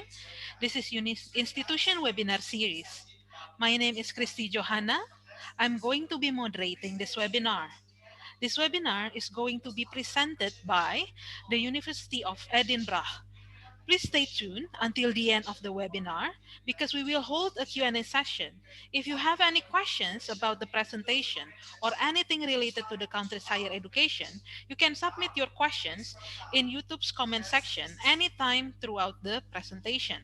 And now, please welcome Ms. Louise from the University of Edinburgh. The time is yours. Thank you very much. Good afternoon, everybody, and welcome along to the University of Edinburgh's presentation here at the EHEF Indonesia Fair. Just to introduce myself, my name is Louise Zeelenberg, and I'm the Regional Manager for Southeast Asia and Australasia at the University of Edinburgh. So I am based in the International Office of the University. Normally at this point in time, we would obviously be travelling out to the region of Southeast Asia and specifically to Indonesia to take part in the in-person event normally held by EHEF. But unfortunately this year, as you all know, due to the travel restrictions, we are limited to doing the event online.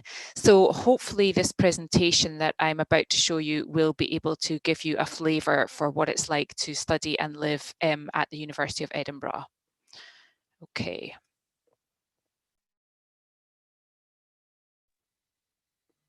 So in the presentation today, I'm just going to talk a little bit about the country of Scotland and the city of Edinburgh, about the University of Edinburgh, how to apply, fees and funding, accommodation, careers, employability, and the new graduate route visa, and then we will have some question and answer.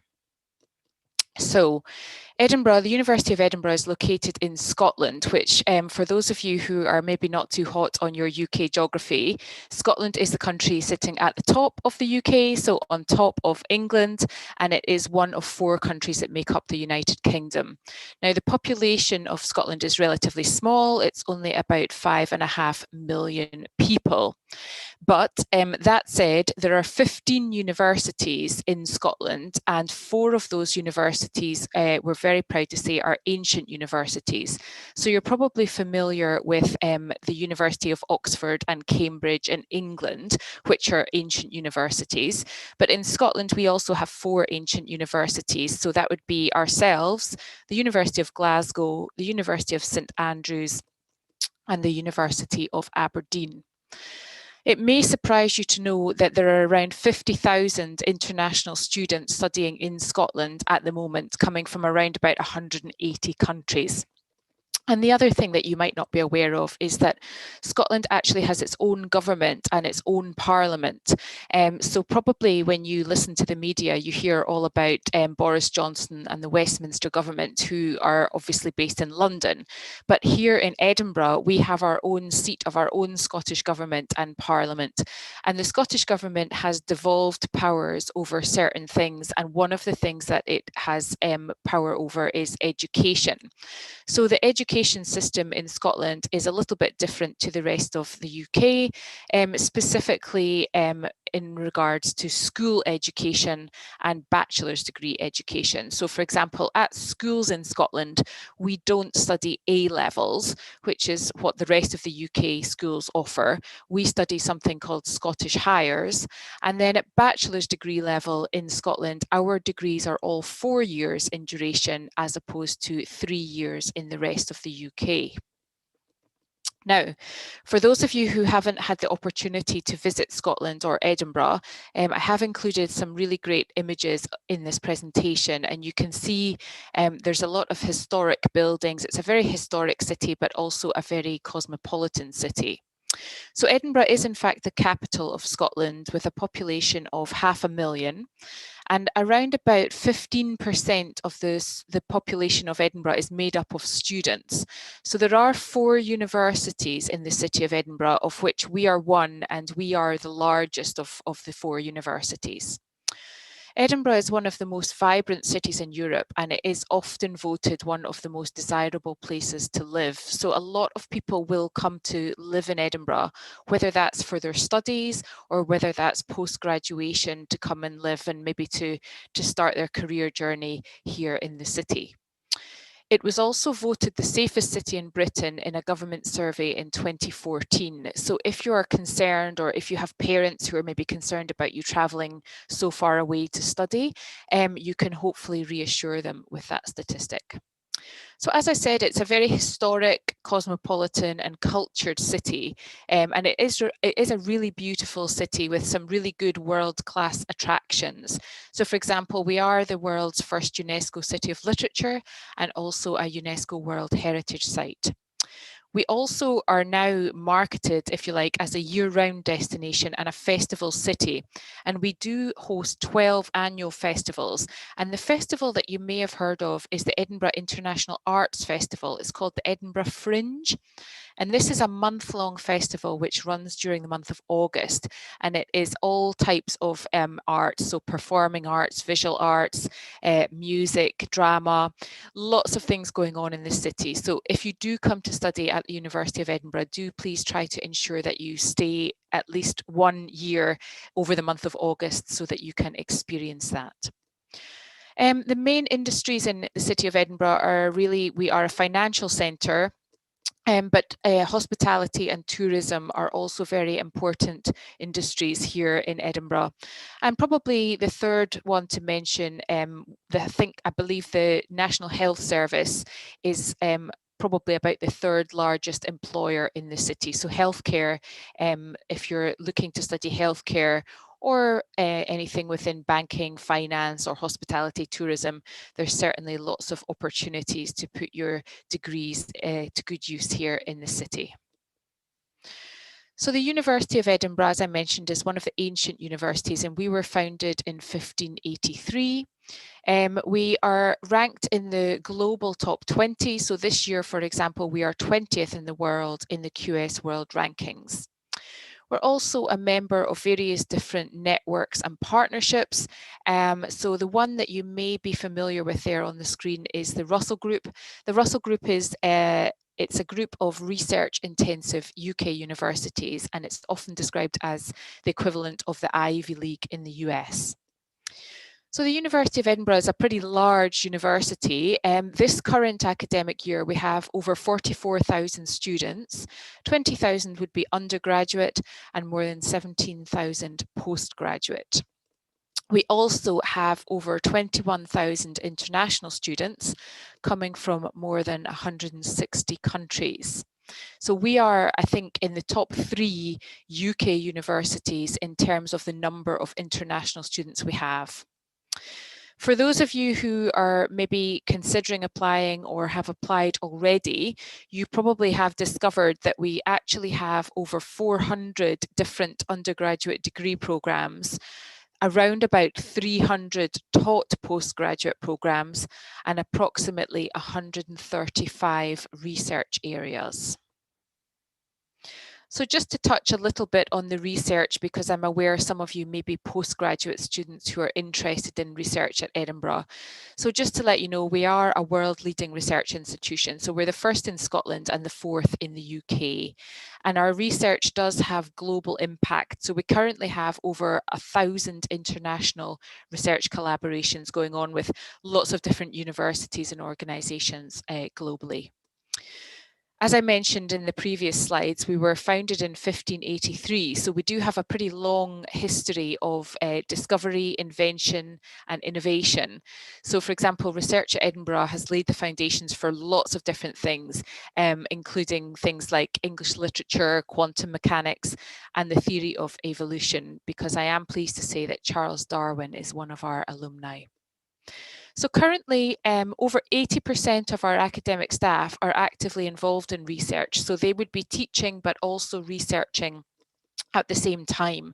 So if you come to do a research degree at Edinburgh, you'll definitely be able to interact with staff who are not only teaching your programs, but also researching in your specialised area. And just to let you know that the University of Edinburgh is associated with 24 Nobel Prize winners. So just to highlight the type of postgraduate degrees that we have at Edinburgh. So in terms of the taught postgraduate degrees, we offer a number of different qualifications from the MA, MSc, the MBA, the MEd, Muse and the LLM. And all of these taught programs are highly intensive and normally 12 months of full-time study. So that would typically run from September to September. The format is 2 10-week semesters, which then culminate in a dissertation or a project that you would write over the summer and submit at the end of August. The top programs are a mix of both core and optional courses. So you will have, every master's program will have some compulsory modules that you have to study, but usually you will also have some choices. So you can pick and choose maybe one or two other subjects to complete your degree, if you like. And this does often include the opportunity for interdisciplinary study. So sometimes those optional modules don't have to come from the same area as your major subject. But the master's program really is specialised training. So it is coursework with assessment chosen to suit the circumstances. So typically in a master's program, you would complete 8 taught modules, and those modules would each have some form of assessment, which could be a final exam, or it could be a written project, could be a presentation, could be an essay, could be group work. So there's lots of different forms of assessment, if you like. It's not all based on final exam. Obviously, the dissertation or the project that you complete over the summer does contribute significantly to your final exam, your final degree result. For the research degrees, we offer a 1-year Master's in Research, a 2-year Master's MPhil degree, and a 3-year PhD. And that's really managing a project in collaboration with one or more supervisors. And that type of study tends to be much more unstructured because you're not following a strict timetable of classes. So it does require dedication, resilience, and motivation to keep going with your studies, if you like. However, that said, you will have access to strong technical, methodological, educational and social support structures. So as I mentioned in the previous slide, we do have 17,000 postgraduate students at the university. So some will be doing taught courses, but some will be doing research courses. So there is quite a strong network of support there amongst other research students. Obviously, you'll all be researching in very different areas, but there are networks in place which allow you to interact with students doing similar types of research to you, but maybe in different areas. And also, as I mentioned, the academics who are working in research, this does obviously give you the opportunity to work with these experts. And don't worry, because all of our master's degrees are internationally recognised and accredited qualifications. Now, for those of you who are interested in our undergraduate degrees, I did mention that the education system in Scotland is slightly different to the rest of the UK. So in England, Wales and Northern Ireland, the majority of honours degrees are 3 years in duration, but in Scotland they are 4 years for an honours degree. Now, this is because Scottish degrees have a lot of flexibility and choice of subjects to study, particularly in your first and second year. So let me just tell you kind of what that looks like for a student doing an undergraduate degree at Edinburgh. Basically, in the first year, you would choose your major and you will have compulsory courses in that major subject, but you're normally allowed to choose between 2 and 3 outside subjects to complement your major. And those outside subjects can come from really anywhere in the university. They don't have to be from the same subject area or discipline as your major. So say, for example, you were doing an undergraduate degree in politics. You might want to take French, for example, as an elective subject, or you might want to take marketing. So it does offer students what we call breadth of study in the first 2 years of their degree. And the idea to give you the breadth of study is that once you've graduated, you can see on the transcript that you've actually achieved university level study, not only in your major subject, but in other subjects as well, which does show that you're capable of achieving a university degree in subjects across the board and not just within that specialisation. So for example, when you apply for a job, if an employer says, oh, we're looking for somebody with a degree in marketing, but we also, it would be an advantage if they have a language, you can say, well, actually, I did French for the first 2 years at university level. So this does give you an advantage. The other thing to mention is if you have already looked on our degree finder on our website at some of our undergraduate degrees, you will notice that we actually award a Master of Arts for some of our undergraduate degrees, and those would be the degrees in humanities and social sciences. So this often confuses students because they always believe that a master is a postgraduate qualification. However, being one of the ancient universities, we are allowed to award you a Master of Arts rather than a Bachelor of Arts in Humanities and Social Sciences. So say, for example, you are interested in studying business, politics, international relations, any of those type of programs, you would actually graduate with an MA Hons as opposed to a BA. And that Master of Arts is still an undergraduate qualification, but it indicates that you have graduated from a prestigious or ancient university. So just to kind of show you how the university, being as large as it is with the 44,000 students, is broken down. It's broken down into 3 colleges. And when you apply to the University of Edinburgh, you will apply, your application will be looked at by one of the admissions teams in one of the 3 colleges. So they're all decentralized, the admissions teams. They're all working within their own separate college. So the largest college is the College of Arts, Humanities and Social Sciences, and that has about 24,000 students. It's divided into 12 schools that you can see there on the screen. And I would say that for international students, probably the most popular schools would be definitely the Business School. School of Economics is also popular.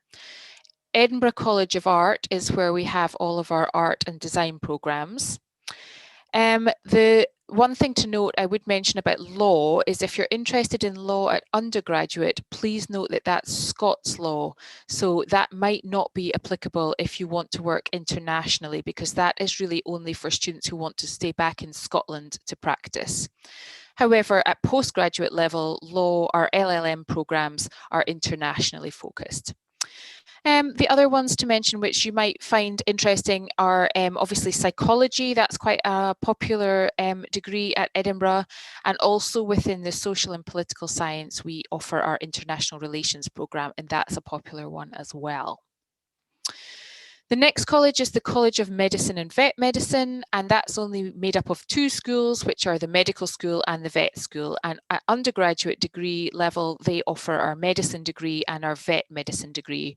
Our medicine degree at Edinburgh is 6 years and our veterinary degree is 5 years. But the medical school also offer degrees in biomedical sciences and clinical sciences and some very specialist master's programs. And the vet school also offers some programs in agricultural sciences. So the third and final college is the middle-sized college with around about 10,000 students, and that's the College of Science and Engineering. And that college is split down into 7 schools that you can see there on the screen. I would say that definitely the most popular of those schools would be our informatics school, where we teach things like computer science, data science, artificial intelligence, for example.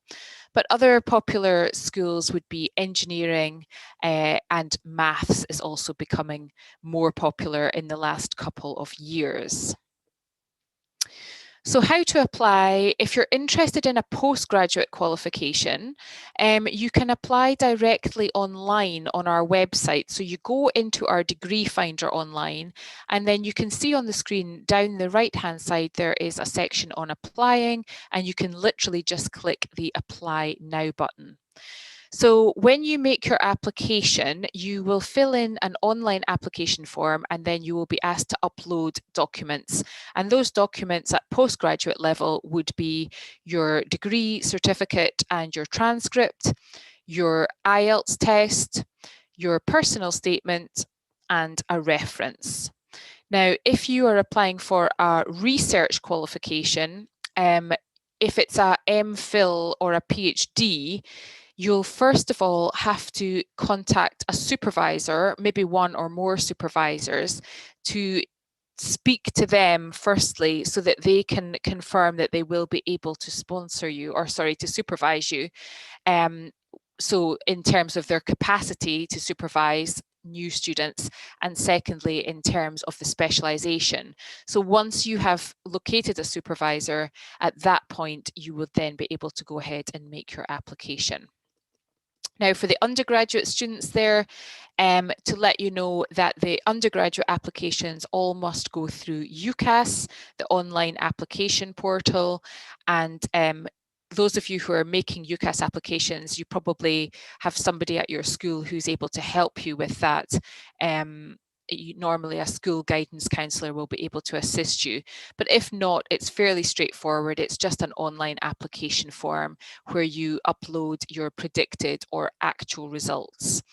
We do recommend that if you're applying for 2020 at undergraduate level, you do make your UCAS application before the 15th of January.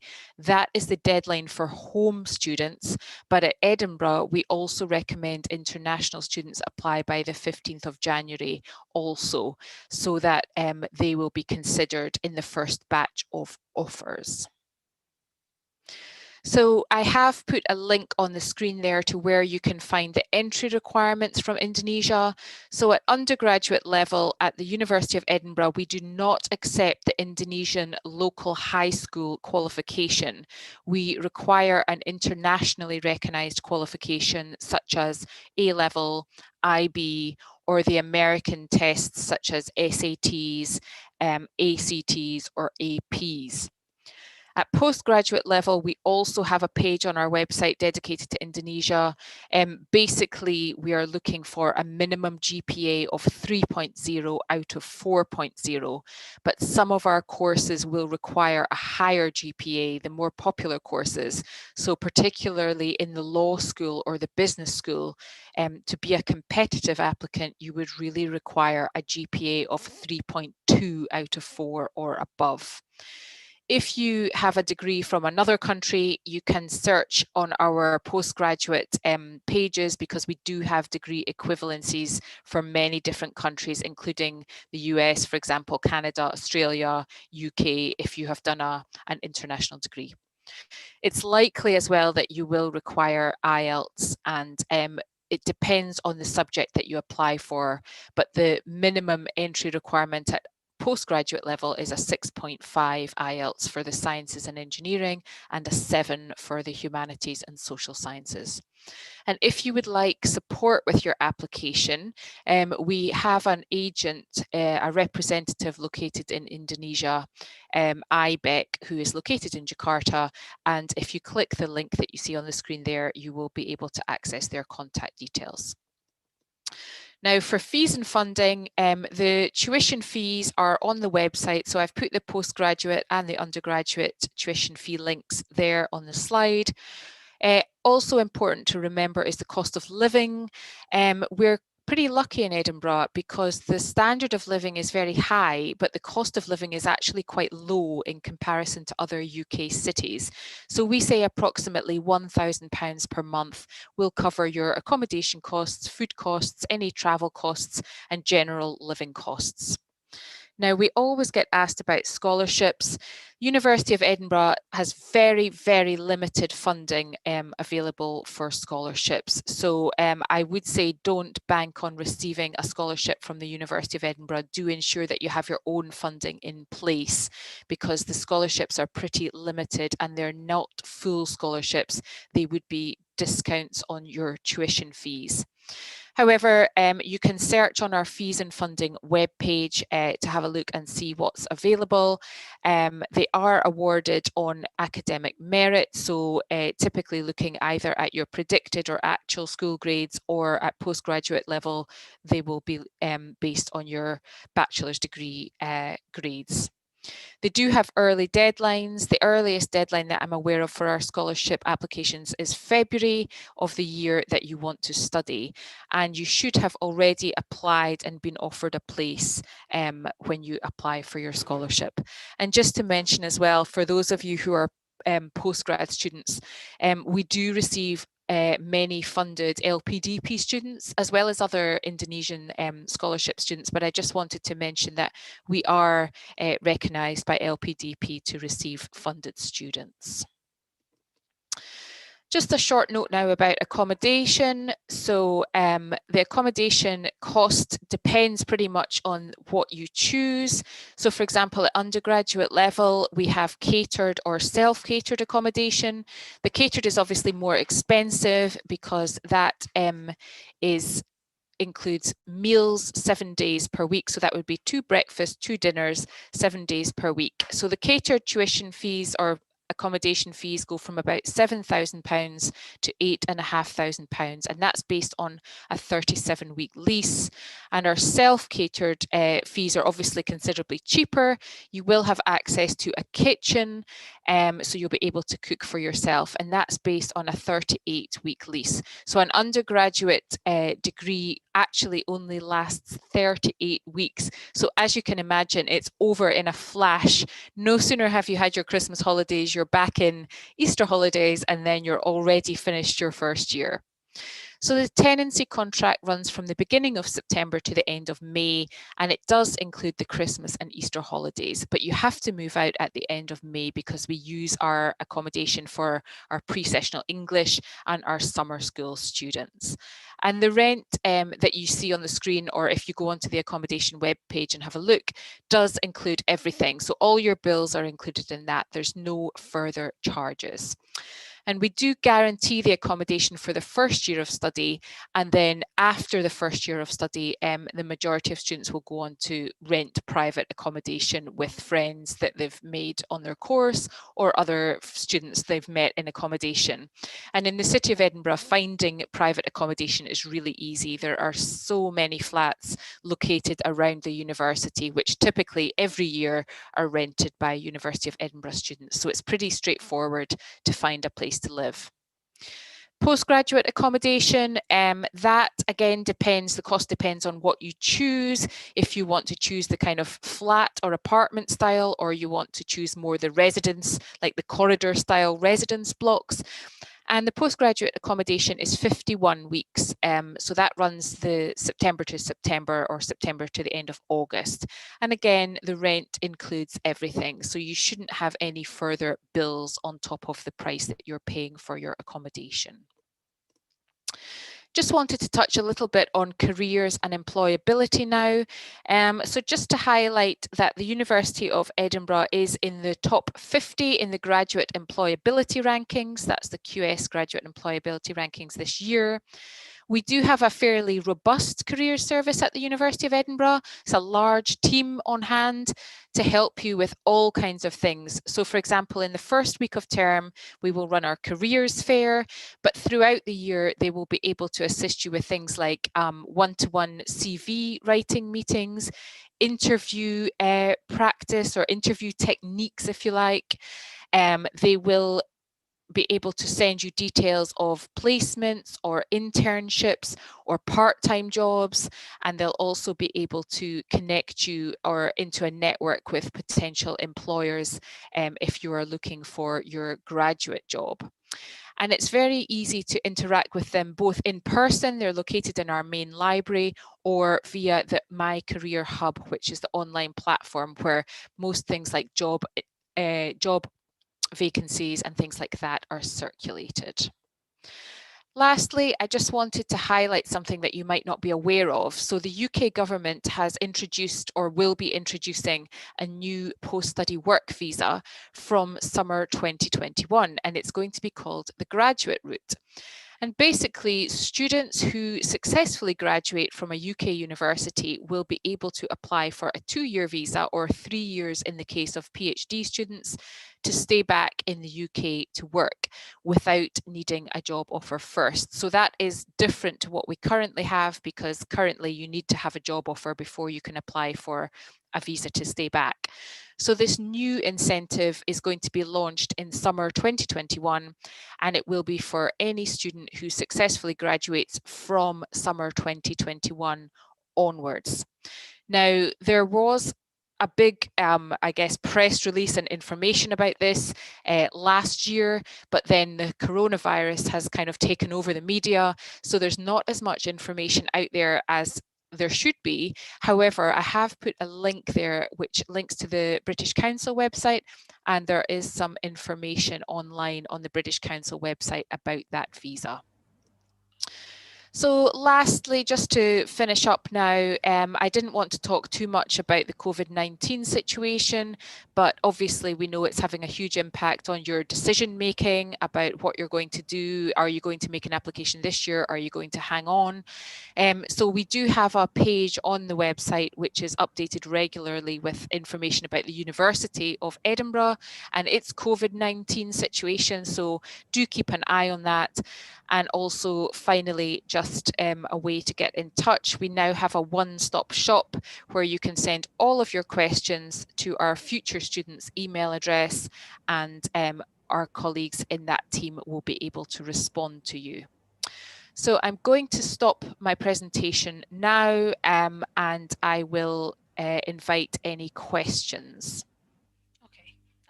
Thank you very much, Ms. Louise, for the presentation.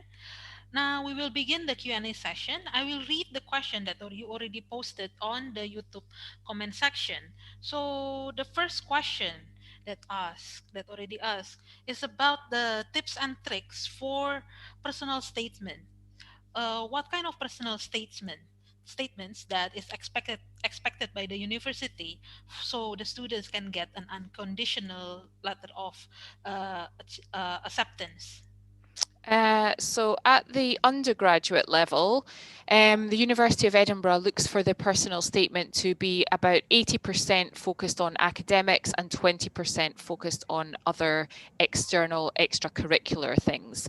So obviously, when you're writing an undergraduate personal statement, it's a really good idea to speak to your school guidance counsellor for advice on that, because you do have a limited word count, and you are applying for probably 5 different universities, and each university may have its own separate requirements. So for example, Oxford and Cambridge might want you to write more about your academic achievements, whereas other universities might want you to write a bit more about your extracurricular activities. So it is quite important to find a balance, but at Edinburgh we're looking for 80% extracurricular, 80% academic, 20% extracurricular. And we want to see really things like your motivation for doing the course, how the subjects that you're studying at school level relate to the course. Do you fully understand what the course is about? Do you know, if you're applying for astrophysics, do you actually know what astrophysics is?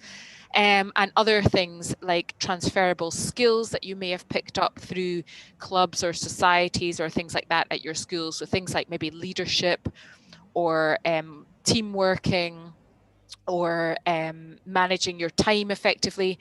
Those kind of things are all things you can put in your undergrad personal statement.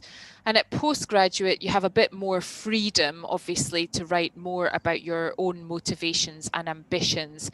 And particularly if you're changing direction, if you like, if your undergraduate degree was in one area and you're looking to change slightly to another area, it's very important to use your personal statement to explain and justify that change. But if you're staying in the same subject area, you should definitely talk about what's motivating you to go on to further study, and how you want to specialise or use that postgraduate degree to focus your career further.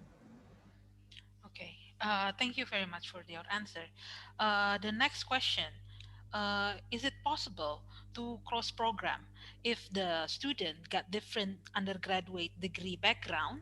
Is it possible for them to take a different program in their master program? Example, from anthropology student undergraduate degree, and then they want to take international human resources management. Is it possible to do that? So it depends. So at Edinburgh, there are some degrees that it is possible to do that, but mostly I would say you would follow your master's degree in the same area as you've done the bachelor's degree. The reason for that is because some of the master's degree programs at Edinburgh are very, very competitive to enter, and we do look for you to have prior knowledge in that area, if you like. So, for example, to go into international human resource management, we would probably be looking for somebody to come from a business background, if not actually an HRM background. However, we do have some degrees. For example, we have an MSc management degree where we do accept students from other backgrounds because it's actually about training them in management skills. So say, for example, you've done an undergraduate degree in engineering, but you need to get some management skills in order to progress your career. That is exactly the degree for you, because we don't have a requirement that you come from a business background. So really it depends on the postgraduate degree that you want to go into.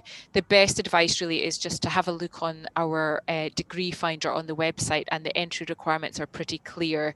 Some of them are very, very specific, that you have to come from the same discipline at undergraduate, and sometimes it's so specific that we even look on your transcript to see how many credits you've done in certain subjects, because that is how competitive our degrees are. So for example, some of our degrees in the business school and some of our degrees in computer science or data science are so highly competitive that we're even looking to count the number of credits you have in maths or in algebra or things like that. So my advice really is to have a look at the degree finder on the website, and you'll be able to see the degrees, the very specific entry requirements.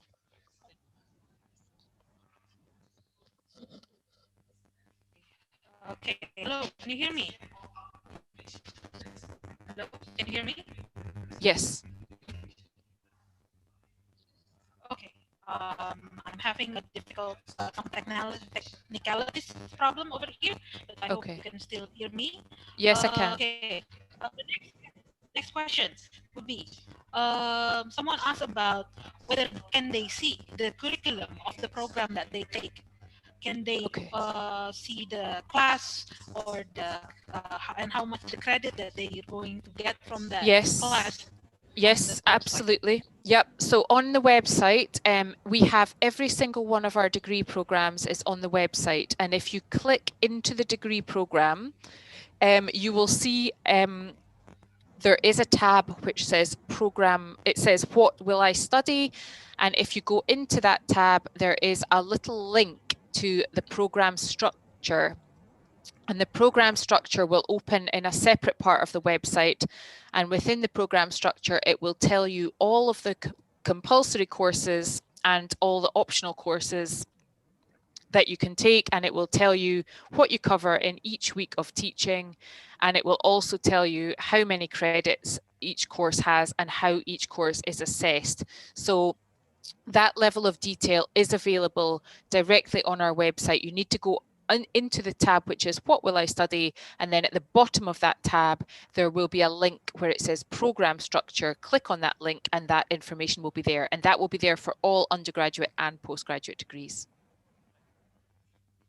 Okay, thank you for your answer. Okay, we have someone that's really eager to enter University of Edinburgh, I believe. Still a 10th grade student, and she's asking whether what kind of preparation for the 10th grade student that they should do before they're applying when they're 12th grade.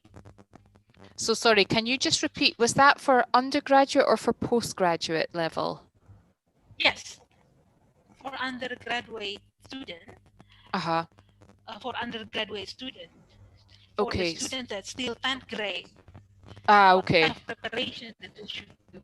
Okay, so if they're in 10th grade or below, then really the preparation that you should do is probably have a look at the degree that you're interested in on the website, and double check the subject specific requirements, because obviously at that point you still can choose your IB or your A-level subjects. So to ensure that you're choosing the right subjects for entry, I would check that so that you can make the correct choices. Other than that, obviously you can focus on extracurricular things as well. So if you're in any clubs or societies, you can try to further hone your transferable skills. So things like I mentioned, like, you know, your time management skills or your team working skills or your leadership skills, those kind of things you can be certainly working on. And if you are applying for something like medicine or vet medicine, it is important to try to get some form of experience. Obviously that's either shadowing or voluntary experience, or maybe like a 1 day working with a vet or something like that.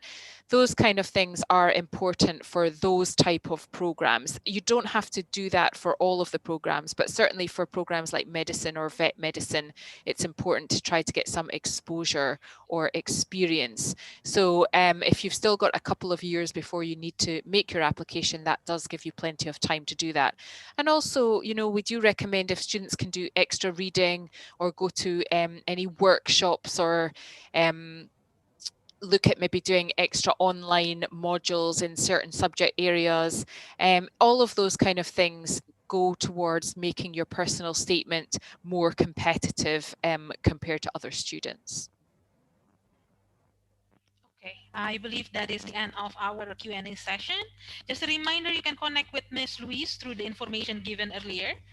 And for the viewers of the webinar, there will be virtual fair for this Friday and this Saturday on the 27th and 28th of November.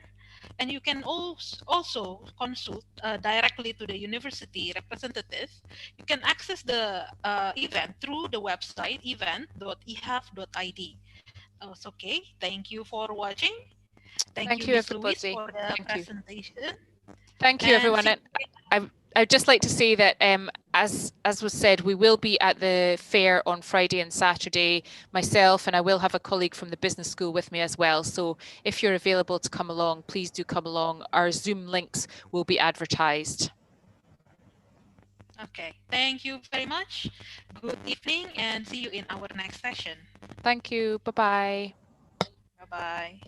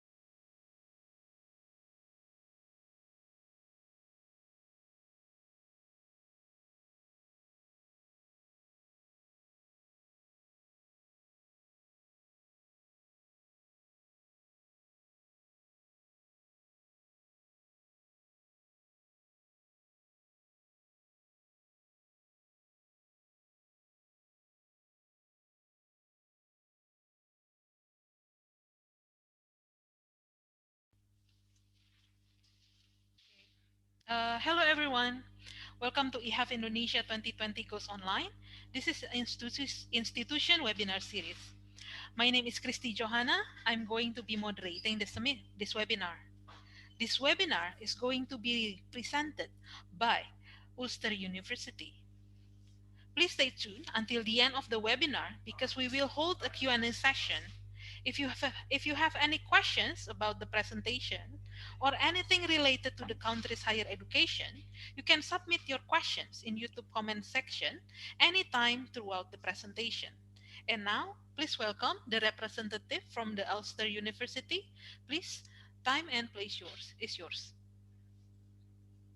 Thank you for EHEF committee. My name is Gladys Perdana and I'm the country manager from Auditorium University for Indonesia and Malaysia. So I'm going to start presenting. Could you please wait a bit?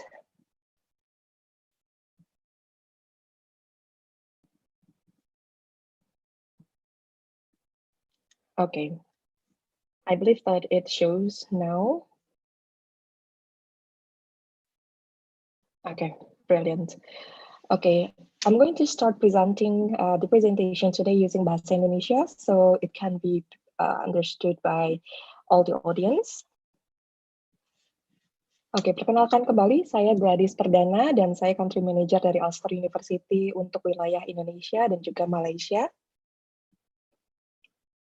Oke, pertama-tama saya ingin bercerita sedikit mengenai opportunities ataupun peluang-peluang yang ada di Northern Ireland, UK.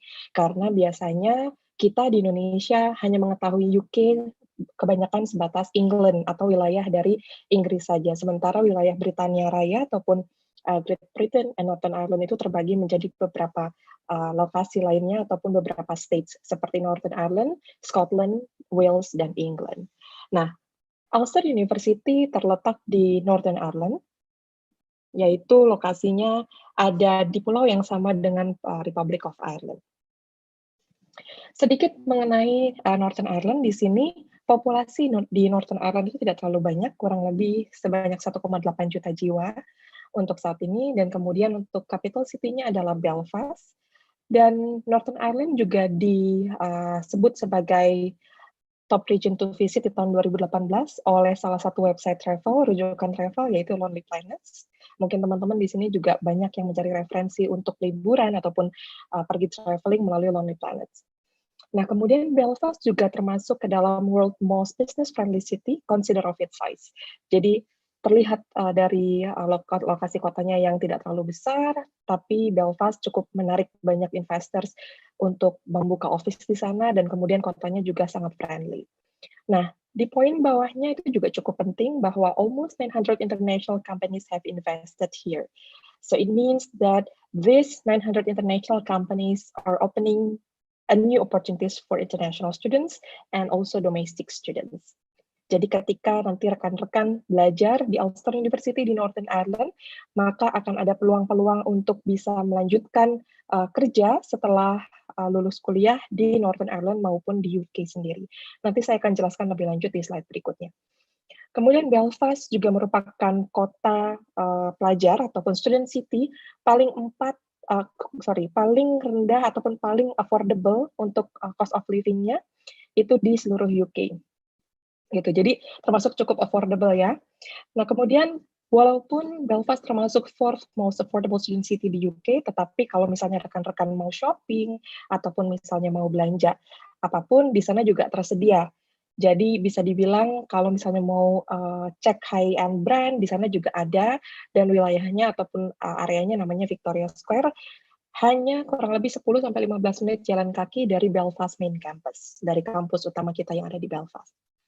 Nah, kemudian Northern Ireland sendiri itu juga memiliki banyak sekali tempat-tempat wisata maupun tempat-tempat attractions yang juga salah satunya terdaftar di UNESCO World Heritage Sites. Jadi kalau misalnya rekan-rekan di sini nanti akan belajar di Northern Ireland, tentunya nggak akan bosan, karena pertimbangan pertama, apalagi khususnya buat adik-adik nih yang akan pertimbangkan untuk kuliah S1, akan memakan waktu kurang lebih 3 tahun di UK ataupun di Northern Ireland, maka perlu juga melihat bagaimana sih lokasinya gitu ya.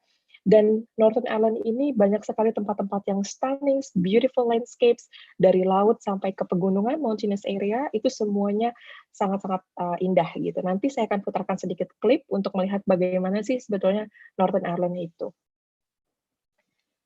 Nah, beberapa alasan kenapa sih harus studi ataupun belajar di UK gitu ya, karena kan kadang-kadang kita suka dengar, belajar di UK mahal gitu. Karena pound sterling adalah nilai mata uangnya termasuk yang paling tinggi di dunia. Tetapi sebetulnya ketika kita compare lagi dengan cost of living dan juga value maupun benefit yang didapatkan, itu sebetulnya affordable gitu ya. Nah, ini beberapa poin alasan kenapa rekan-rekan harus belajar di UK. Ini saya kutip dari sumbernya di website British Council. Yang pertama, poin pertama adalah a higher standard of education. Tentu saja kualitas pendidikan ataupun pengajaran di UK itu semuanya di bawah supervisi dari lembaga ataupun kementerian pendidikan di sana, dan juga ada lembaga khusus yang juga mensertifikasi dari teaching, kemudian research, dan sebagainya. Kemudian poin kedua, short flexible courses. Jadi kalau dibandingkan dengan di negara lain, contohnya untuk S1 di UK itu bisa diselesaikan dalam waktu 3 tahun.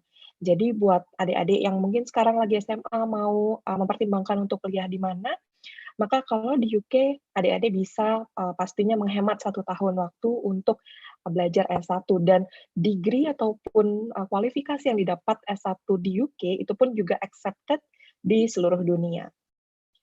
Kemudian poin yang ketiga, saya lupa juga untuk master program, itu juga 1 tahun untuk di UK, kebanyakan kecuali kalau rekan-rekan mau mengambil yang Masters with Advanced Research ataupun Advanced Practice. Jadi kalau Advanced Practice 1 tahun belajar, 1 tahun bekerja di partner companies yang sudah bekerja sama dengan pihak universitas. Kalau termasuk Applied Research, maka nanti setelah 1 tahun belajar, maka di tahun keduanya akan riset. Seperti itu. Nah, kemudian poin ketiga, get the skills employers want. Jadi contohnya kalau di Ulster, kita memiliki beberapa supporting activities untuk students nanti supaya bisa mudah untuk mendapatkan pekerjaan setelah lulus. Memang semua universitas tidak akan bisa menggaranti untuk placements, tetapi skill yang diberikan kepada siswa bukan hanya sebatas masalah akademik, tetapi juga life skills dan juga professional skills. Contohnya untuk di Ulster, kita memiliki yang namanya Edge Award. Jadi Edge Award ini merupakan sebuah award yang merekognisi students dari sisi non-akademik. Jadi kalau misalnya student nanti melakukan placement ataupun internship, kemudian juga magang misalnya ya, dan juga part-time, nah itu akan diapresiasi ataupun akan tercatat di dalam student activities log-nya masing-masing international students. Dan itu yang nantinya akan bisa menjadikan bekal untuk nanti rekan-rekan ketika mau melamar kerja, ataupun misalnya ingin pitching untuk membuat startup gitu ya kepada investors. Jadi itu bisa dijadikan sebagai salah satu modal ke depannya.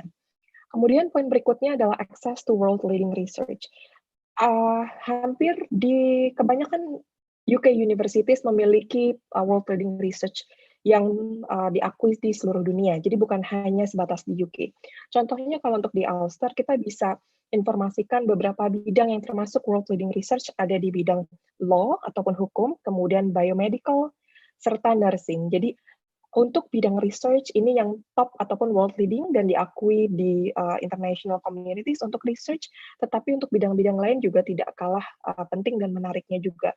Jadi kalau ada teman-teman yang mungkin berencana mengambil master dengan applied research maupun PhD misalnya, nanti bisa menghubungi kami, dan kami juga akan senang hati untuk menginformasikan mengenai field apa aja sih yang tersedia ataupun apa saja research topik yang mungkin bisa dijadikan referensi buat rekan-rekan.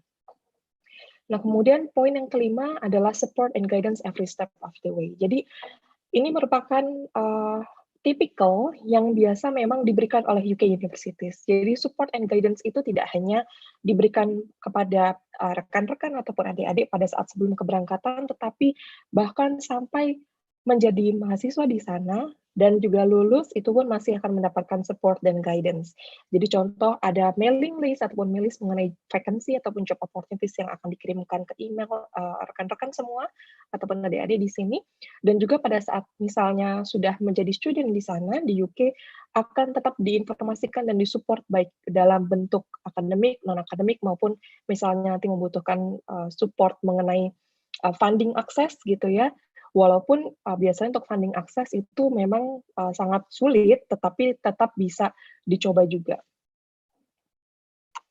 Nah, kemudian di UK juga ada yang namanya graduate route ataupun post-study work opportunities.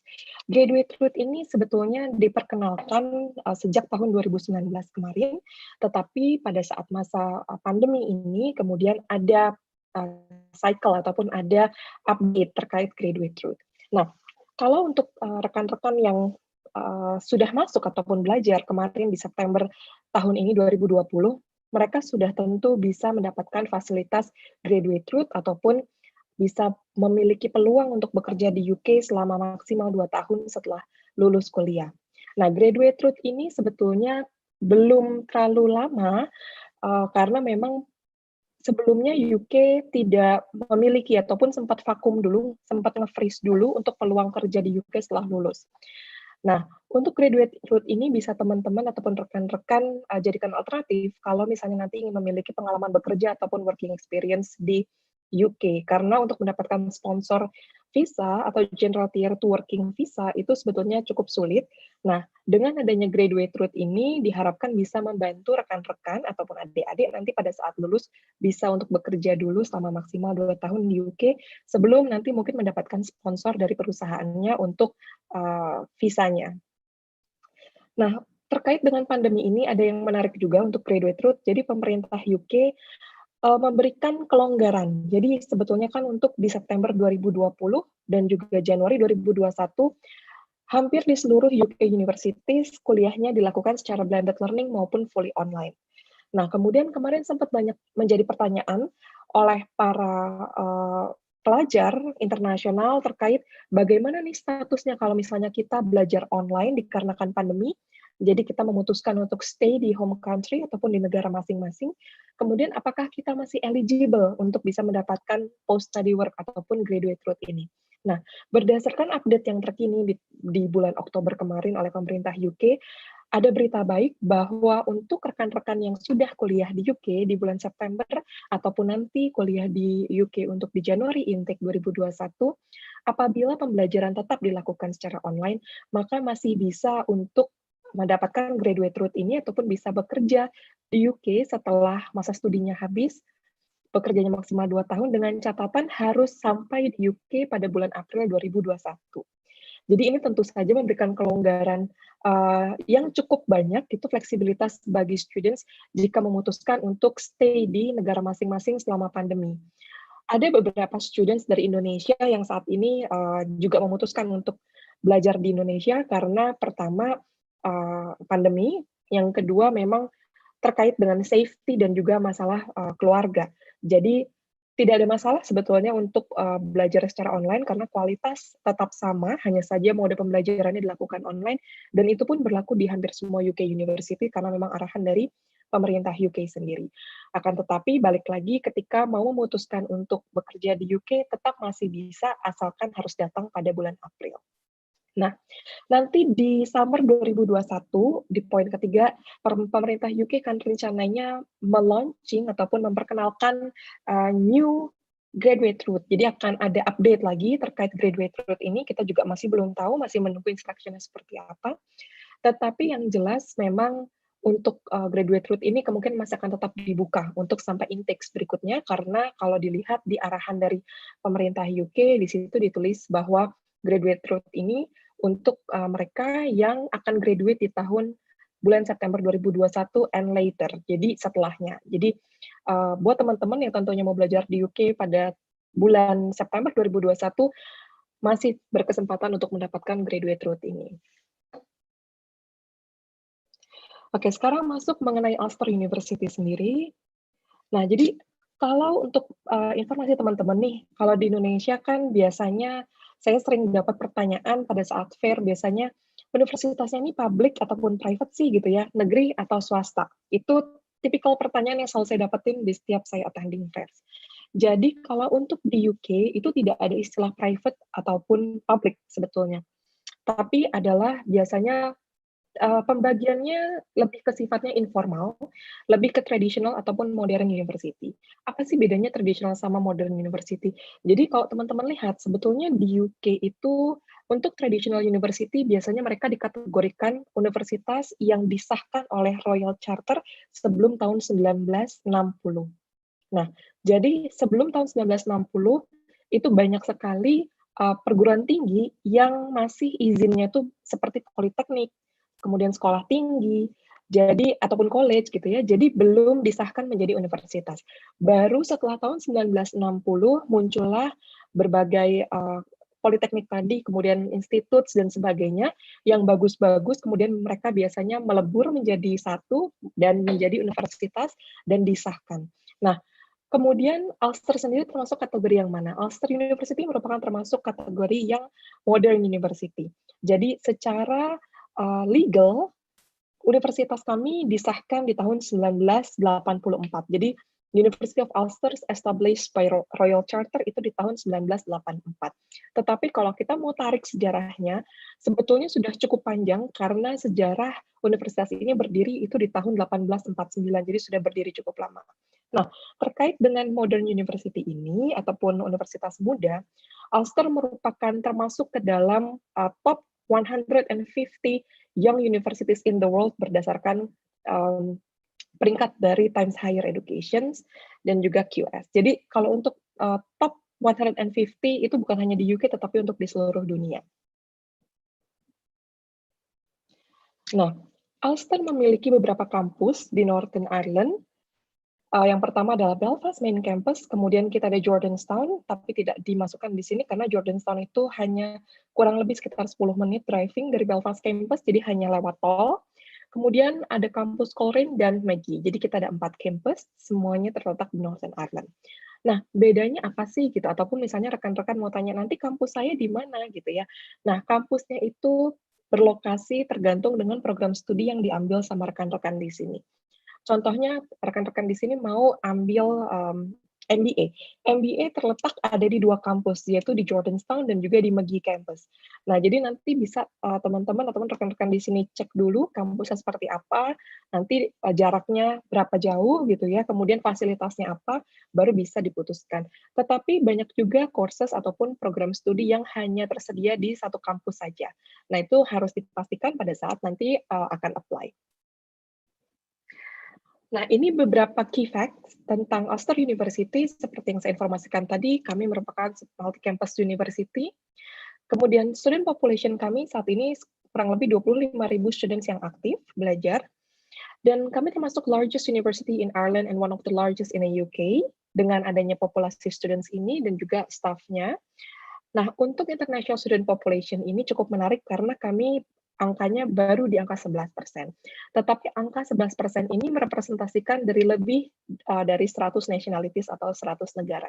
Sehingga kalau rekan-rekan ingin memilih diversity, ataupun misalnya ingin mencari yang banyak rekan-rekannya dari hampir seluruh negara di dunia, tetapi populasinya tidak terlalu didominasi oleh certain regions, nah itu bisa mempertimbangkan untuk belajar di Ulster. Nah, ini beberapa gambar dari kampus kami. Yang pertama ini adalah Belfast Campus, dan kami saat ini sedang membangun, ini baru satu building, kalau misalnya rekan-rekan lihat, ada di sebelah kanan, itu ada bagian rumah-rumah. Nah, itu saat ini sedang dibangun 3 buildings lagi, dan saat ini sudah mencapai 70%. Untuk redevelopment progress-nya ada di channel YouTube-nya dari Ulster University, per Juli kemarin sudah ada progresnya. Nah, sementara ini adalah salah satu bangunan di Magee Campus. Ini merupakan tempat untuk performance hall. Jadi kalau misalnya di Magee Campus itu kan ada program studi musik, kemudian ada drama, teater gitu ya. Jadi biasanya mereka perform di hall ini. Nah, sementara untuk ini adalah kampus yang ada di Coleraine. Jadi kalau misalnya rekan-rekan di sini nonton beberapa series kayak misalnya Game of Thrones, nah lokasinya tidak jauh dari kampus Coleraine kami. Kalau misalnya teman-teman mau cek bagaimana sih surrounding-nya ataupun building-nya, bisa cek di YouTube channel-nya dari Ulster University. Di situ ada drone footage yang diambil dari atas, jadi bird's eye view untuk di semua kampus kita. Dan ini untuk Jordanstown campus, ada juga untuk drone footage-nya. Oke, sekarang kita masuk ke location, karena ini penting ya.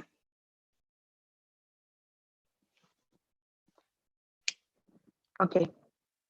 Nah, seperti yang tadi saya informasikan bahwa Ulster University terletak di Northern Ireland, jadi ini adalah lokasinya. Kalau rekan-rekan lihat dari London, itu memang dari area England ya, main island, kita terpisah karena kita di satu pulau yang sama dengan Republic of Ireland.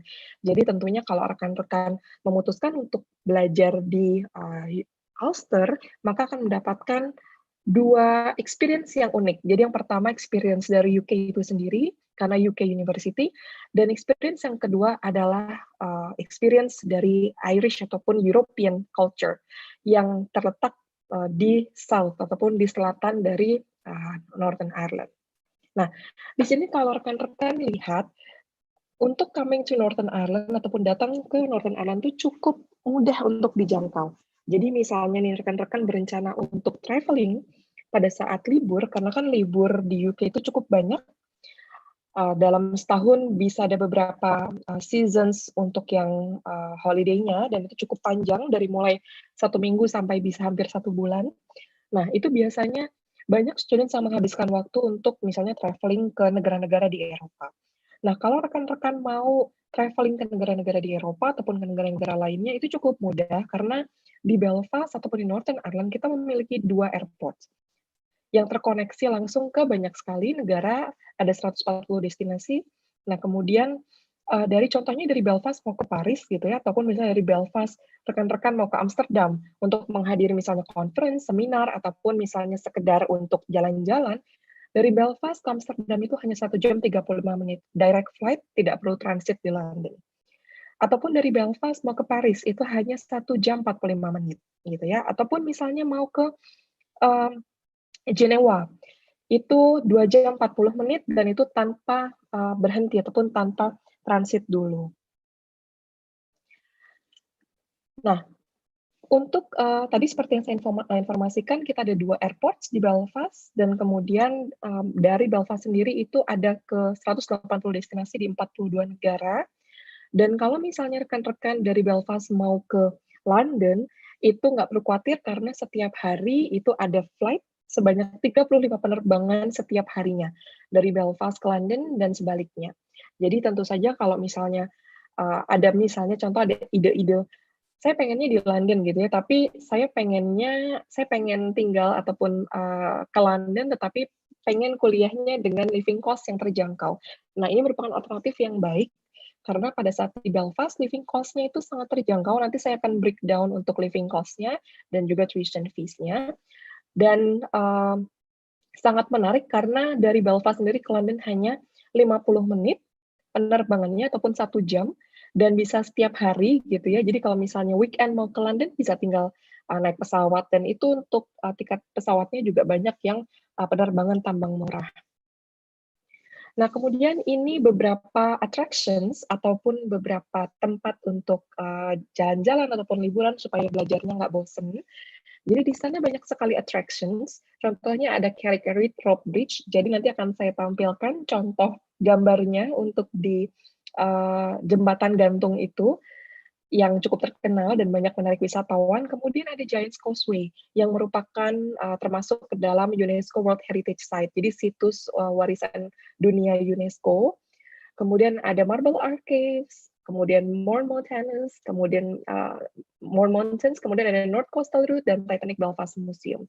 Jadi Titanic Belfast Museum ini merupakan museum bukan hanya sekedar foto-foto, tetapi ada seperti miniatur kapal dari Titanic, kemudian juga ada sister ship-nya Titanic yang asli ada di sana, yang ukurannya lebih kecil tentunya, karena memang di Belfast sendiri merupakan tempat di mana kapal Titanic dan sister ships-nya itu dibuat, gitu ya.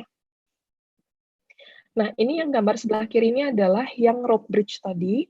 Jadi ini menghubungkan main island dengan ada island kecil, dan ini panjangnya sekitar 20-30 meter untuk jembatan gantungnya. Dan yang kanan ini merupakan Titanic Belfast Museum. Ini yang rope bridge-nya yang tadi sebelah kiri, dan yang kanan ini adalah Belfast Castle, yang sering juga dijadikan untuk background foto ataupun video shoot. Oke, ini saya ada sedikit video, hanya 1 menit. Saya akan share sebentar.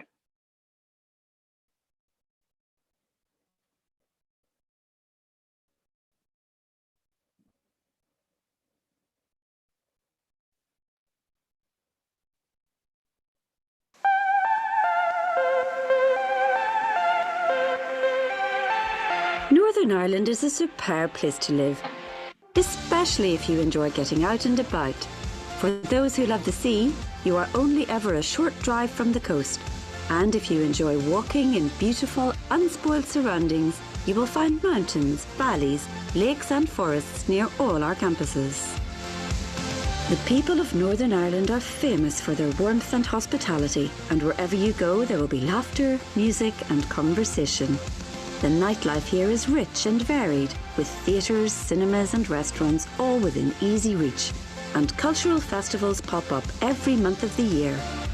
There isn't anywhere in the UK that will provide you with an experience like the one you will get at Ulster.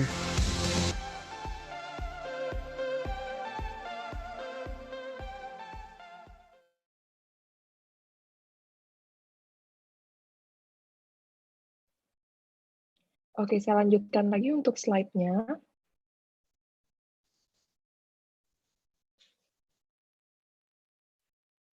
Oke, sekarang masuk ke yang utama, yaitu teaching and learning. Di Ulster University kita memiliki 4 schools ataupun 4 faculty gitu ya. Yang pertama yaitu School of Arts and Humanities, Arts, Humanities and Social Science, dan ini adalah beberapa major cluster ataupun beberapa program studi besarnya. Tetapi kalau di breakdown lagi di website kita memiliki banyak sekali sub ataupun program studi degree-nya, baik itu bachelor's, undergraduate ya, ataupun master's ataupun postgraduate-nya. Kita memiliki lebih dari 300 program studi yang bisa dipilih, jadi tentunya nanti rekan-rekan di sini bisa refer ke website Ulster di www.ulster.ac.uk. School yang kedua, kita ada School of Life and Health Sciences. Di sini kita memiliki beberapa program studi yang mencakup biomedical science, kemudian geography and environmental sciences, health sciences, nursing, pharmacy and pharmaceutical sciences, psychology and sports. Di contohnya bidang sport sendiri, kita memiliki banyak sekali program studi di bidang sport, seperti sport coaching management, sport studies, sport science, dan sebagainya. Begitu juga dengan program farmasi, nursing, dan lain-lainnya, memiliki program studi masing-masing setiap jurusan. Nah, school yang ketiga yaitu School of Computing, Engineering, and the Built Environment. Nah, ini ada program seperti engineering, computing, engineering, and intelligence system. Jadi kita ada program data science, kita ada program artificial intelligence, jadi MSc in artificial intelligence. Kemudian kita juga ada architecture and the built environment juga. Nah, last but not least, kita ada business school, yaitu yang mencakup accounting, finance, and economic. Kita ada banyak sekali jurusan di bidang ini. Kemudian hospitality and tourism, global business and enterprise, termasuk entrepreneurship di dalamnya, serta management, leadership, and marketing. Ini beberapa subject ranks, tidak mencakup semuanya karena akan terlalu banyak, tetapi kita pilihkan beberapa program studi yang populer di Indonesia. Yang pertama, kita peringkat pertama untuk program optometry, ophthalmology, and orthoptics, jadi untuk kesehatan mata, kemudian peringkat kedua untuk bidang farmasi, pharmacology, hospitality, event management and tourism, film production and photography juga peringkat kedua, termasuk land and property management. Kemudian peringkat kelima untuk bioscience dan building, kemudian keenam untuk nursing. Untuk nursing, Ulster merupakan salah satu test center untuk sertifikasi dari nurse sendiri. Dan juga beberapa ini rank lainnya. Nah, kita ada beberapa program. Yang pertama ada foundation, kemudian kita juga ada tentunya masters dan juga undergraduate students. Dikarenakan waktu yang mungkin sudah terbatas, sebentar lagi akan giliran dari university lain, saya akan skip beberapa informasi di sini.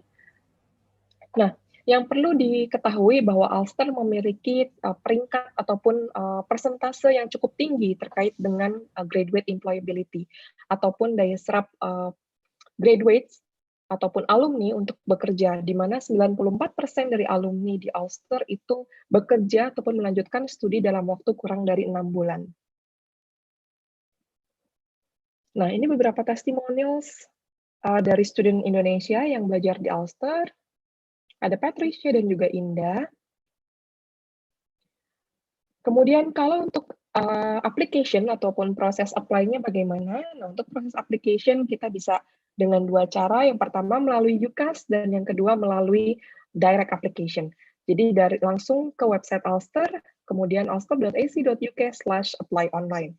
Nanti di situ bisa juga langsung teman-teman isi, simple banget formnya, langsung straightforward, dan juga langsung upload dokumen-dokumennya. Untuk apply melalui direct application di website, tidak ada biaya yang dikenakan, jadi free kalau teman-teman mau apply. Atau bisa juga nanti kirim email ke saya, nanti saya akan bantu untuk proses application-nya. Dan ini beberapa informasi mengenai academic requirements untuk teman-teman yang mau belajar S1, kemudian ini untuk yang S2 programnya. Untuk informasi lebih rinci lagi, nanti bisa ketemu sama saya secara virtual langsung pada saat fair di EHEF, karena nanti saya akan juga bisa membantu rekan-rekan untuk proses application ataupun untuk menjawab pertanyaan dari rekan-rekan selama fair di EHEF. Dan ini untuk language requirements-nya. Kita menerima beberapa ataupun beberapa requirements seperti IELTS, kemudian kita menerima juga TOEFL IBP, kita juga menerima IB English ataupun IGCSE English. Dan ini beberapa academic dates yang saya akan skip karena masih yet to be finalized. Dan dikarenakan waktu, nanti kalau misalnya rekan-rekan ada yang mau bertanya mengenai Ulster, ataupun misalnya berapa sih biayanya gitu ya, ataupun ada nggak sih beasiswanya, nanti bisa ketemu sama saya pada saat secara virtualnya pada saat EHEF Fair 2 hari. Dan untuk teaser aja nih, untuk informasi teman-teman, kita ada scholarship. Dan ini scholarship-nya, kalau mau tahu nanti lebih jauh lagi bagaimana prosesnya untuk mendapatkan scholarship, kemudian persyaratannya apa saja, kemudian bagaimana langkahnya, deadline-nya kapan, nanti bisa rekan-rekan tanyakan langsung pada saat EHEF Fair. Jadi jangan lupa untuk mampir nanti ke booth-nya Ulster pada saat EHEF Fair selama 2 hari. Oke, mungkin seperti itu Mbak yang mungkin bisa saya informasikan. And I guess that's all for today's presentation from Ulster. And if you guys want to know more about the detail of the applications and then the requirements for undergraduates, masters, and also PhD, and if you want to know more about how much it costs to live in the UK or in the Northern Ireland, you can definitely contact me during the EHEF Fair for 2 days. So thank you, everyone, for joining in, and thank you for the committee and the host. Oke, terima kasih Kak Gladys untuk presentasinya. Mungkin kita akan join ke Q&A session. Untuk viewers yang masih ingin untuk bertanya, silakan bertanya di YouTube comment section. Kita akan segera berusaha untuk menjawab pertanyaan yang sudah disampaikan. Saya akan membaca pertanyaan yang sudah disampaikan saat ini. Untuk application proses, apakah disarankan untuk menggunakan email address untuk reference letter? Apakah bisa untuk email address dari pemberi reference itu adalah email pribadi dan bukan dari email dari institusi? Apakah itu dimungkinkan? Oke, ini biasanya ada kejadian juga sebelumnya seperti ini dikarenakan waktu itu alasannya sang pemberi reference biasanya sudah tidak bekerja di perusahaan yang lama ataupun sudah resign pindah ke perusahaan lainnya, sementara kan kalau di perusahaan yang baru tidak bisa memberikan referensi dengan letterhead gitu ya, karena sudah berbeda perusahaan. Kalau dalam kasus ini nanti bisa disampaikan saja kronologinya, misalnya memang pemberi referensi ini sudah pindah bekerja, jadi kita bisa cek ini berdasarkan case by case, tetapi bisa atau tidaknya itu sebelumnya itu pernah ada yang seperti itu dan bisa. Tetapi balik lagi, nanti harus bisa dipertanggungjawabkan, kemudian dikontak, nanti biasanya dari pihak university akan menghubungi langsung kepada pemberi reference dan juga untuk cross-check mengenai validitasnya, seperti itu. Oke, terima kasih atas jawabannya, Kak Gladys. Untuk Sama-sama. pertanyaan selanjutnya, ada yang secara spesifik bertanya, apakah ada jurusan untuk Master Ilmu Komunikasi atau International Relation di Ulster University? Ya, kita ada program untuk yang master ya. Ya. Ya, untuk masternya kita ada untuk yang communications dan itu breakdown-nya ada beberapa program juga. Kemudian kalau untuk international relations, kita tidak spesifik Master of International Relations, tetapi jurusannya adalah Master in Politics and International Studies. Jadi di situ ada kombinasi dari politik dan juga international relations maupun international studies yang modulnya nanti bisa dicek kembali di website kita. Oke, baik. Terima kasih atas jawabannya. Kita ke pertanyaan selanjutnya. Mungkin bisa disampaikan untuk murid-murid Indonesia yang sudah berkuliah di Belfast sendiri, itu mungkin challenge seperti apa yang mereka hadapi ya? Oke, challenge yang biasa atau umumnya biasa terjadi gitu ya pada saat sampai, ini sebenarnya sih terjadi di hampir semua universitas. Pertama biasanya adaptasi terhadap budaya baru gitu ya. Mereka biasanya yang tadinya mungkin di sini bareng keluarga, kemudian pisah, jauh, dan juga nggak ada siapa-siapa ibaratnya, itu biasanya sering terjadi di minggu-minggu awal. Tetapi sampai sejauh ini tidak pernah ada student dari Indonesia ataupun dari beberapa negara yang saya pegang itu yang memutuskan untuk kembali gitu ya dikarenakan misalnya culture shock, dikarenakan dari tim kami International Student Experience Team itu mereka benar-benar very helpful dan juga very supporting supportive banget gitu ya, sangat membantu juga international students. Biasanya mereka akan ditanyakan dulu nih, kira-kira nggak betahnya kenapa, atau misalnya nggak bisa punya temen kah, atau misalnya ada yang kurang nyaman, tetapi nggak pernah berlanjut gitu untuk complaints-nya.